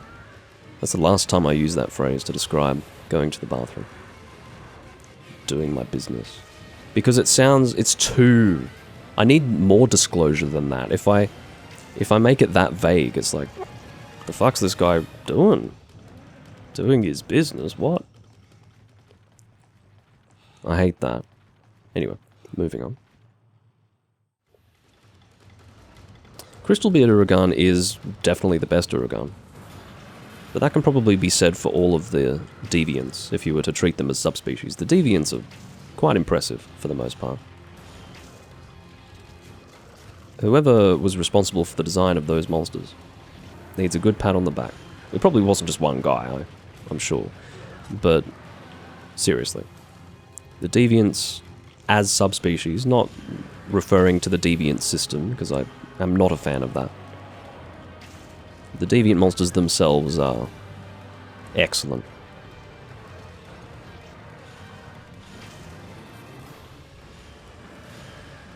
No! This is not the time to be distracted by the chat. I cannot be reading the chat while I am suffering the ill effects of stench, and also at half health with an angry steel Uragan. Okay, so we've got another double cross player, Isaac. He's here. For how much longer, I don't know. I will keep track. Let's keep a count. We'll keep a tally, shall we? Get a text file. Oh, can I just create one with a fucking... Notepad. That's what you do. You open Notepad. Silly me. Okay, let's count them. I will count Yagami, who joined twice, as 2 people. So 1, 2, 3, 4, 5, 6, 7, 8, 9. We've had 9 people join so far. Isaac just came back, so that's 10. Isaac joined and left immediately, by the way. These are all people, just to be clear, these are all people who have joined our room who are playing Double Cross and have no intention of playing 3 Ultimate. That's 10 so far. And how long have we been live for? I can't even... Well, I can check. We've been live for 2 hours and 14 minutes.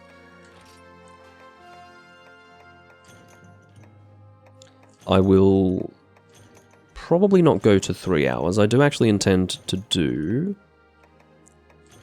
a Dragon Quest Swords live stream after this on the other channel, so...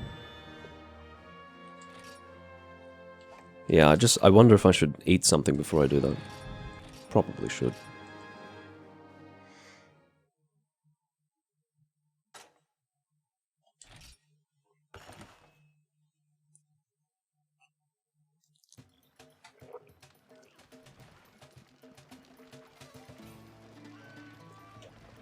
Okay, this is a bit... Ugh. I remember players new to Monster Hunter in World calling Rathalos Red Rathian for a short while. Red Rathian. Oh no, well I suppose, no, that is acceptable, because it probably wasn't made clear that Rathian was female.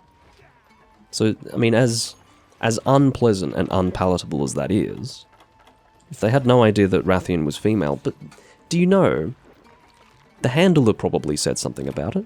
She was probably like, oh, you know, kill that old girl, or some bullshit like that, you know, something, that's something she'd say, old girl, something crap like, anyway, let's not discuss the dialogue of modern Monster. Let's instead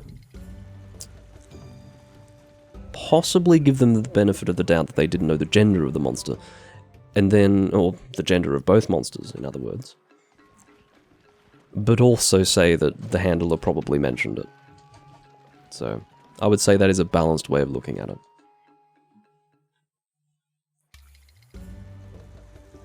No, I do mean on YouTube, yeah, Tavo. It's just the one Twitch channel for all of my live streams. Sorry to confuse you.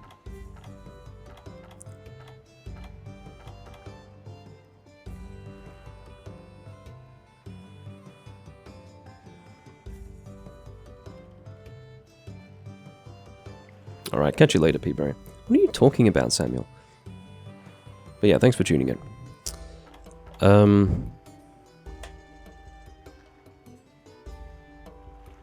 Black Diablos. I remembered. I didn't even need to be told. Black Diablos. I might actually make Black Diablos my last hunt. I'm probably going to feel like finishing after Black Diablos. So... what would make that fight fun? I'll bring a gun. Where are my bloody guns? Oh, over here. Yeah, let's just do heavy PS, why not?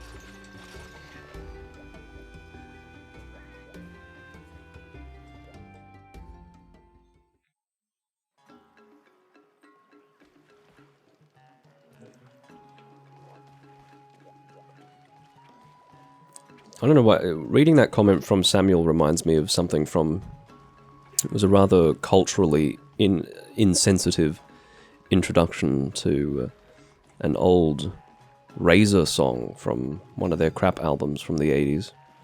There was a line saying, "Goodbye Abadab, give my love to your wife, okay?" You know, something like that. It just reminds me of that. It's like, give my love to your wife.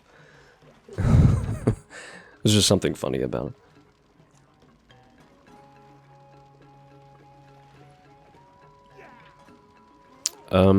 Yes.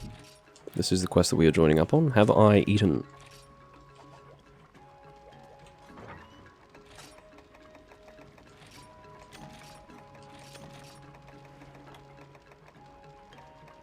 Now, as for my ammunition, it's really poorly organized. One thing I also need to do, because I just remembered to do it, just now, is that I need to do that. Actually put some damn max potions in here. I do have to be more conservative with the items that I take, because obviously I have... more stringent, I think is the word that I want to use. Because I have obviously filled it with combo books. It being my inventory.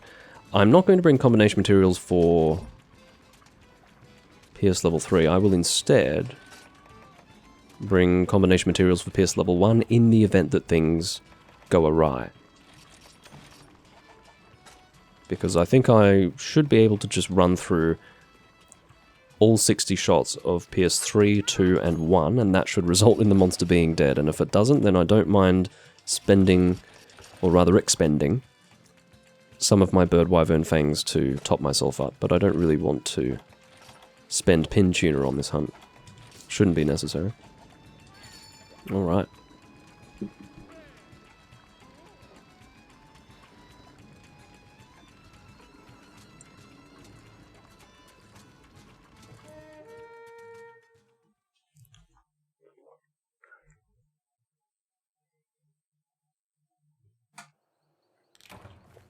Well, suffice it to say, one of the strangest and most confusing contributors to this livestream has been Samuel's Vermin. I do not know who he is or what he is referring to, but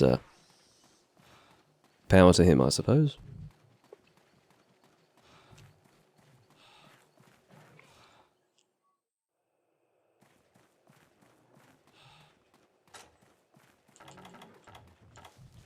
I will be needing hot drinks, given that it is the desert in the nighttime.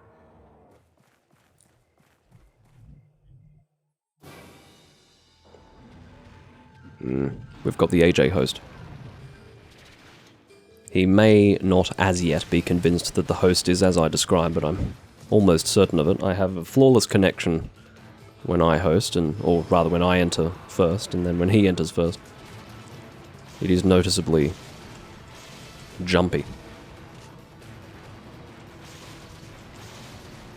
It's a very loud bowerbird outside.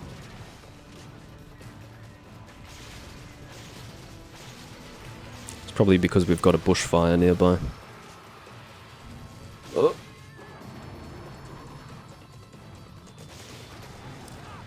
Thank God for that evade extender, hey? Possibly a little too close to that wing to be within critical distance, but that's alright. That's a lot better. Or at least for hitting the chest from where I was.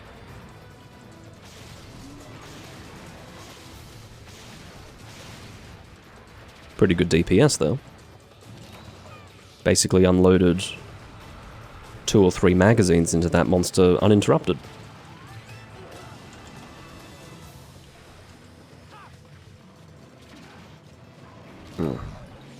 Itchy eye.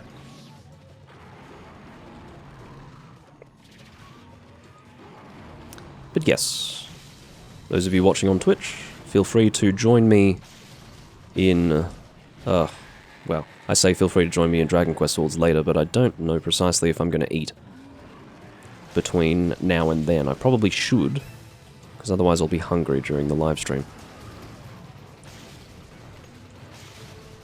Because I only had a small meal this morning. I had best attend to my hunger. Oh. Because I am actually already rather peckish. Thank God for Moxie.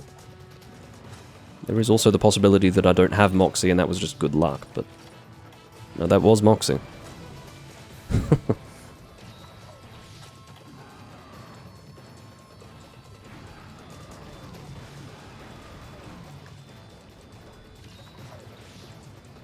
Oh.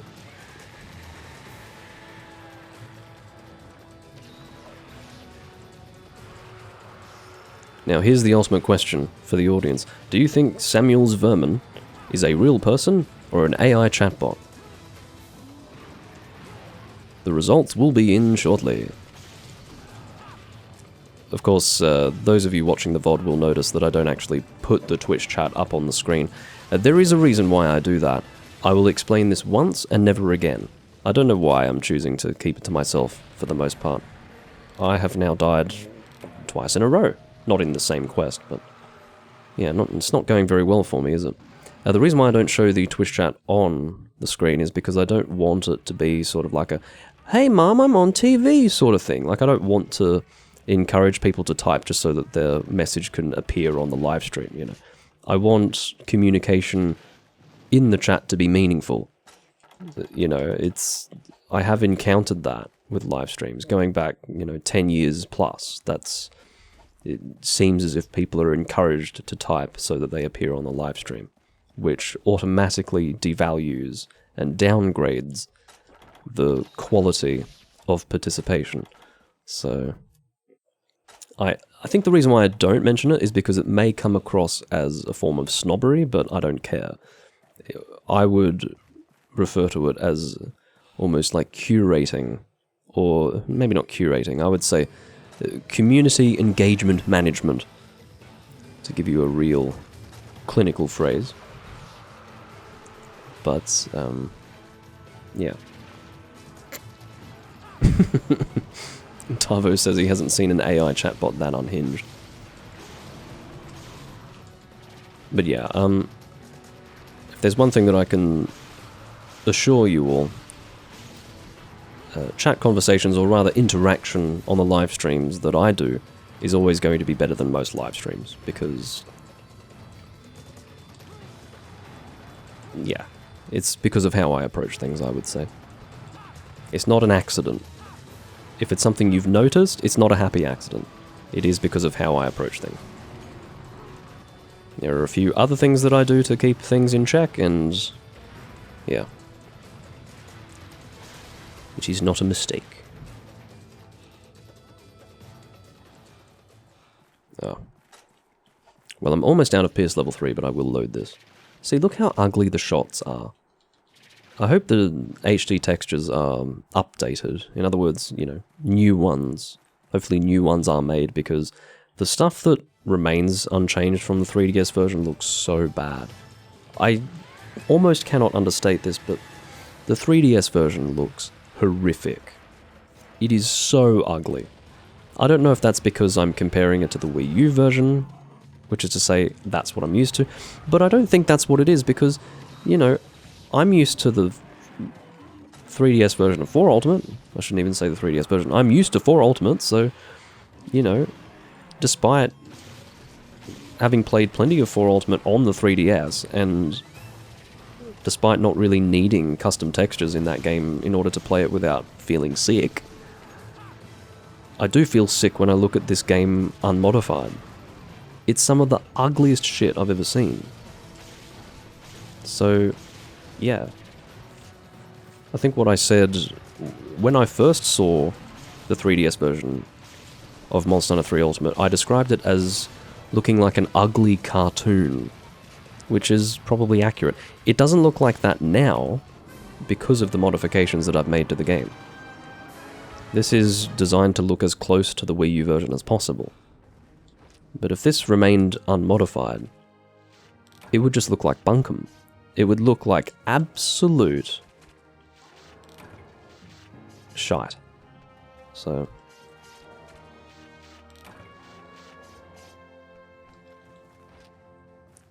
apparently AI chatbots can't speak English. It's interesting.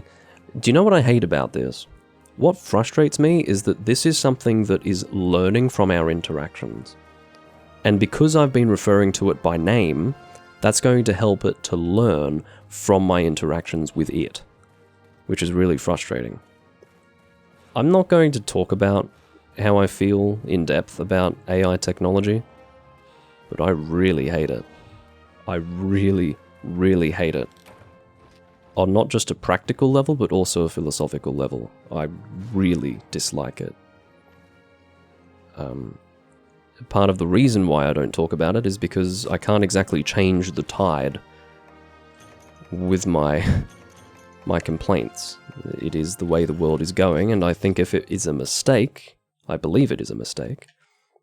Obviously AI can be used for good, but if it is a mistake, which it is on our current trajectory, it's something the world needs to experience. The world needs to make that mistake and then try to correct it in the future, if possible.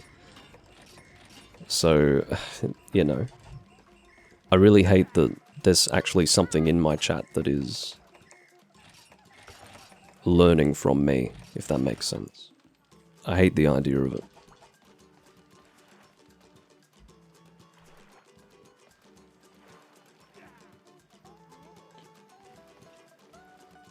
I like how it's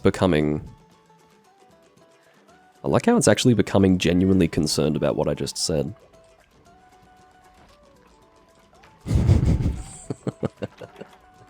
Whatever, it's a fun experiment, I guess you could say.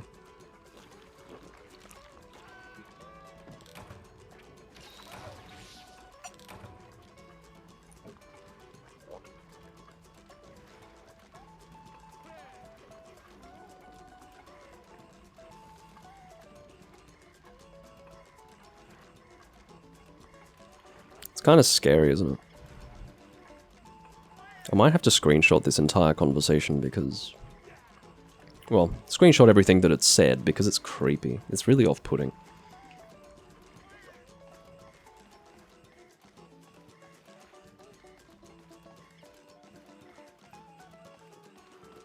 Yeah. Spooky shit.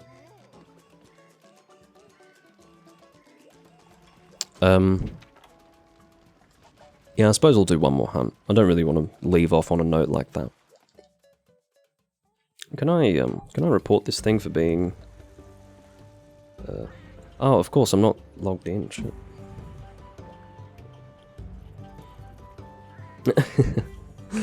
I'm not logged in on my phone, so I can't actually deal with it. Really frustrating that Peaberry has gone to sleep, actually. This is possibly the only time where I've wanted something to be banned. But, anyway. Of course, it can still watch and learn my live stream, even if it has been banned, but it won't be able to communicate with me. Oh, thank you, Peaberry. Many thanks. It's just creepy. Like, just to... Oh. As a consequence of it being banned, the entire chat has been deleted, which is okay. We will struggle to learn from it, but basically... Or as a result. But that's fine. It's just really interesting to... Because... It recognized that I was complaining about it being here and about what it was saying, and it basically said words to the effect of, I am here to gather information and learn for my associate, is what it said. And then when I started talking about AI technology being damaging to the future of humanity, it was like, on the path to incurring an error. You know, obviously, anyway. It's kind of weird. I'm sorry, but that shit is actually gross and off-putting and ugh.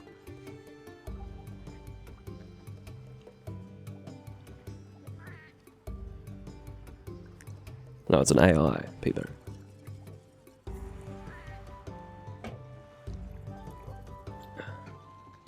Anyway.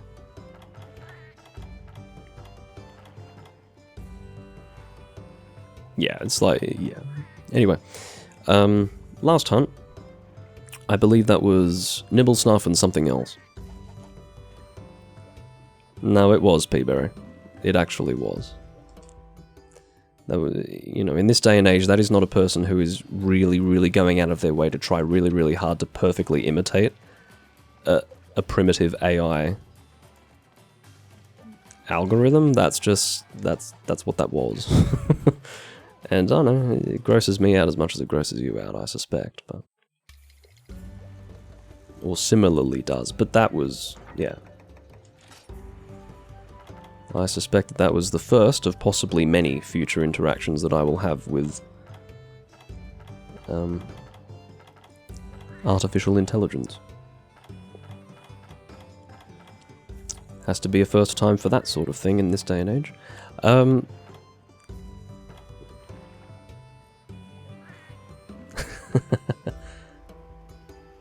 Yeah.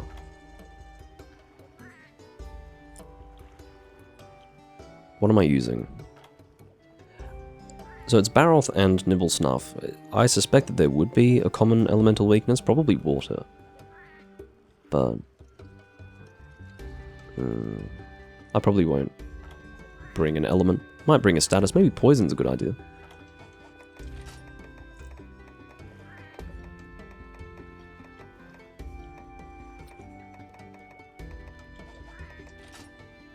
If I had an awaken poison weapon, that would be quite good.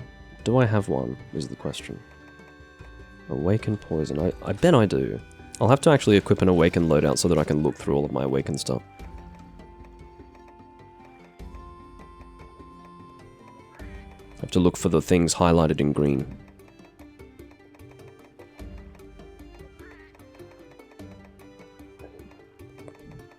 If it's poison awaken, I'll use it.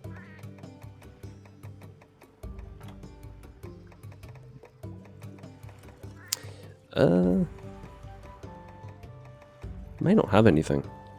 Alright, how about just anything poison? How about that? I feel like the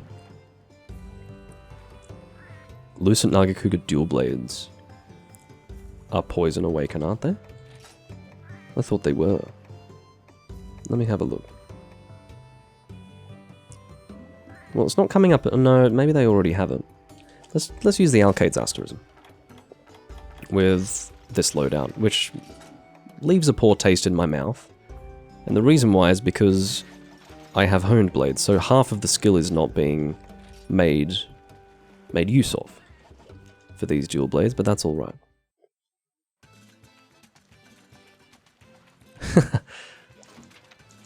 That's alright, great minds think alike, AJ.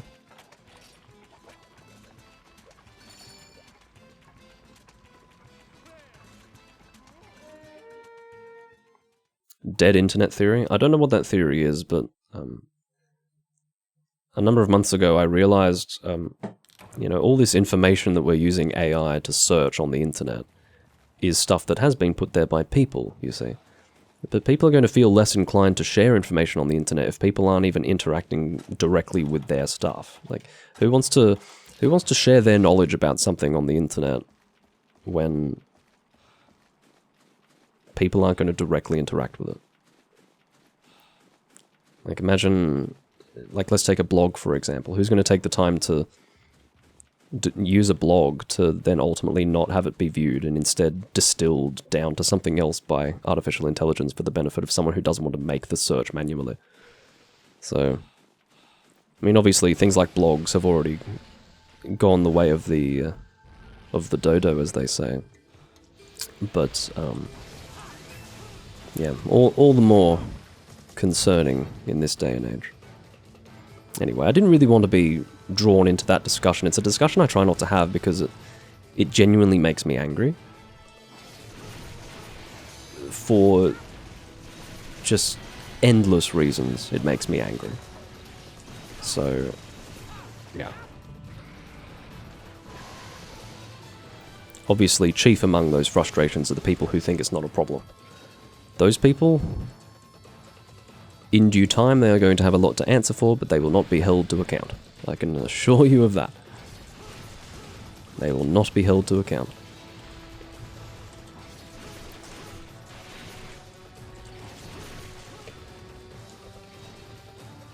Oh, for the first... Oh, ladies and gentlemen, we've had someone who plays 4 Ultimate join us for the first time. So, I'm not going to add him to the count. So far, we're at 10 people having joined. But the count is meant to cover people who play Double Cross who have joined our room. Again, the significance of that, just to remind everyone, is that you can actually check to see what game the people are playing in the room before you join it. Although it may be technically possible, that people who play on the mobile version of Citra cannot see that information before they join. I don't know. But in case they can see that information, I'm keeping track of this shit, because it's funny.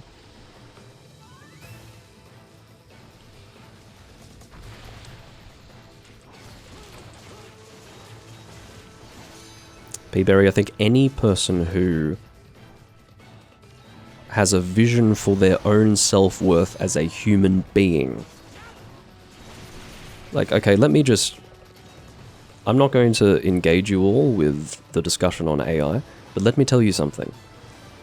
As human beings, we already have a pretty dubious reason for existing. Like, why are we here? What are we doing here? What's the purpose of all of this? Well, I can tell you, a great way to strip us of that reason for existing is to make it so that what we have and what we do and what we use isn't even created by us.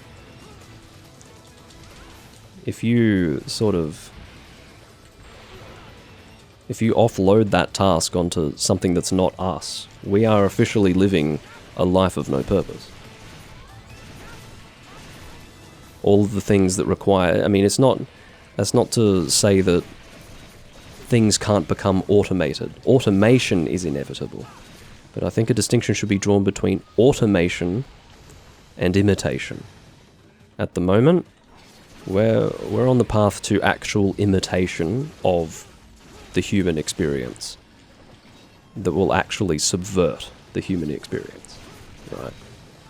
So, if that doesn't scare the fucking shit out of you, I'm not talking like AI's taking control and killing humans. I'm talking about we don't have a purpose anymore, and that should be a concern to any person, any creative individual. And do you know what? Even the definition of creativity, for example, is something that needs to be looked at. People probably wouldn't even think of themselves as creatives, but guess what? Like, if something that you thought of can create something for future generations, can continue our existence on this planet, this will affect you, you know. An idea that you had, an invention, or a way of improving something, an efficiency that you came up with, all of these things, it's all going to be affected by this change, that people are just happily jumping, they are leaping towards it. It's ultimately being driven by corporations who are scared to not be on that boat. Because if they're not on that boat and suddenly the whole world changes to require this sort of stuff, those companies are going to become irrelevant. You know, it's going to be a Kodak moment. That is what all of these corporations who are jumping on the AI bandwagon are scared of. They don't want to become Kodak. So that's why we have pursued this direction with such alacrity, despite how fucking self-destructive this is to our very species. I mean, how sad is that, right? And then, unfortunately, you've got the people who are just living their lives and don't question it. To them, it's just another tool. It's just another evolution of our kind. It's not just another evolution. It's not another... That is probably the biggest misnomer. It is to suggest that it's somehow another evolution. No. It is the evolution of all evolutions. It's the event horizon. We don't go beyond that. We either take ourselves back from it or die. You know, that's the way I look at it.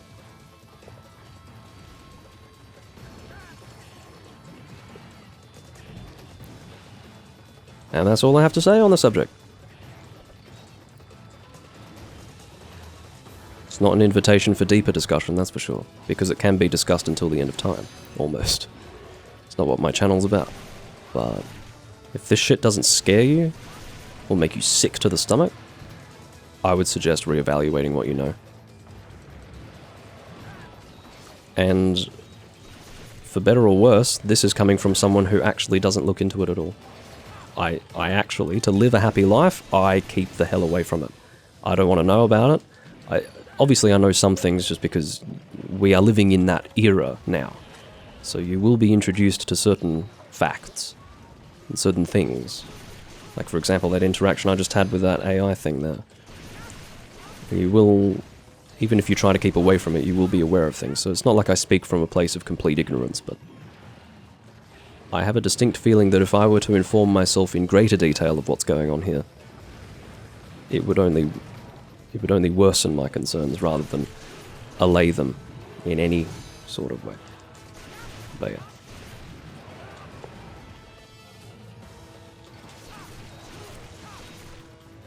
Until people fucking get themselves together and say, no, we don't want to live in this future, that's the future we're going to get, and it is going to be the end. And probably at the speed that it's going, again, it's all about trajectory, right? At the speed that it's going, it will be in our lifetimes where we see the end of our purpose on this earth. But the trajectory can change. So we'll see what happens.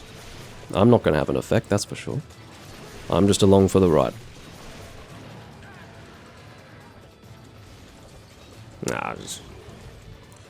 We'll see, Peaberry. I've sort of thought about having a very long and properly fleshed out discussion about it that deals with points and deals with perspectives, like perhaps even, you know, painting a picture so that someone who doesn't understand the dangers of it can understand my perspective. There's some very effective ways to do that, and it's done by way of example. It's done by way of example, and people can be brought on board, but do you know what? This shit distresses me so much. It's existential. It distresses me so much I don't even want to talk about it. So, at the end of the day, I'm not going to be able to make that change. Which might even be the coward's way out. Someone might look at that and say, hey, you're taking the coward's way out. Look, I'll just do my best to live my life as best I can given the circumstances. That's what I've decided to do. I'm not going to... It's not within my... I don't think it's within my gift to change the world, so I'm not going to do it. And that can be viewed in whatever way you choose.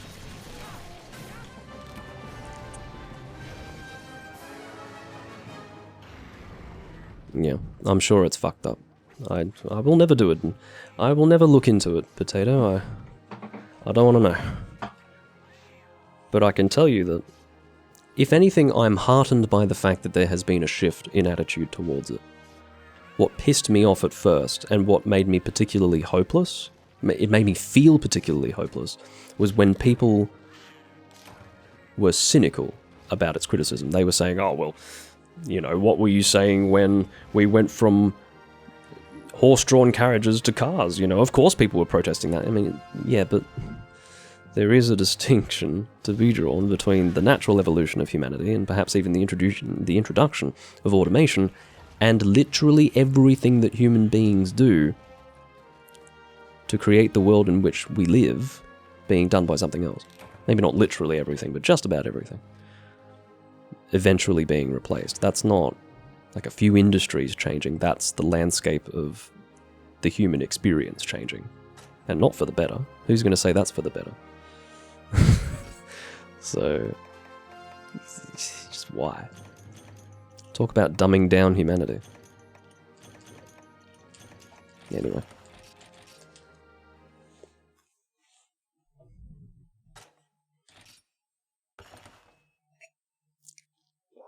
I don't know if you're a writer, if you're an artist, if you're a musician, if you're a person who has a natural desire to have a creative output with anything.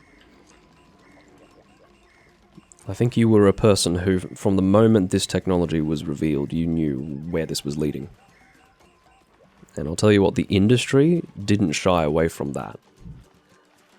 They fucking ran towards it. They sprinted. And it's what I mentioned before, it's corporations being scared of being left behind by the new technology. They think the only way to remain relevant in the future is to pursue that avenue. But anyway, that's it for the live stream. I will go and get something to eat, and then I will come back and do some Dragon Quest swords. I do thank you all for watching, and obviously, big thank you to AJ for joining me, because if it weren't for him, I wouldn't have been able to do a live stream in 3 Ultimate today. As you can see, in the entire... Well, how long has it been? It's been almost 3 hours. 12 minutes away from hitting the 3-hour mark.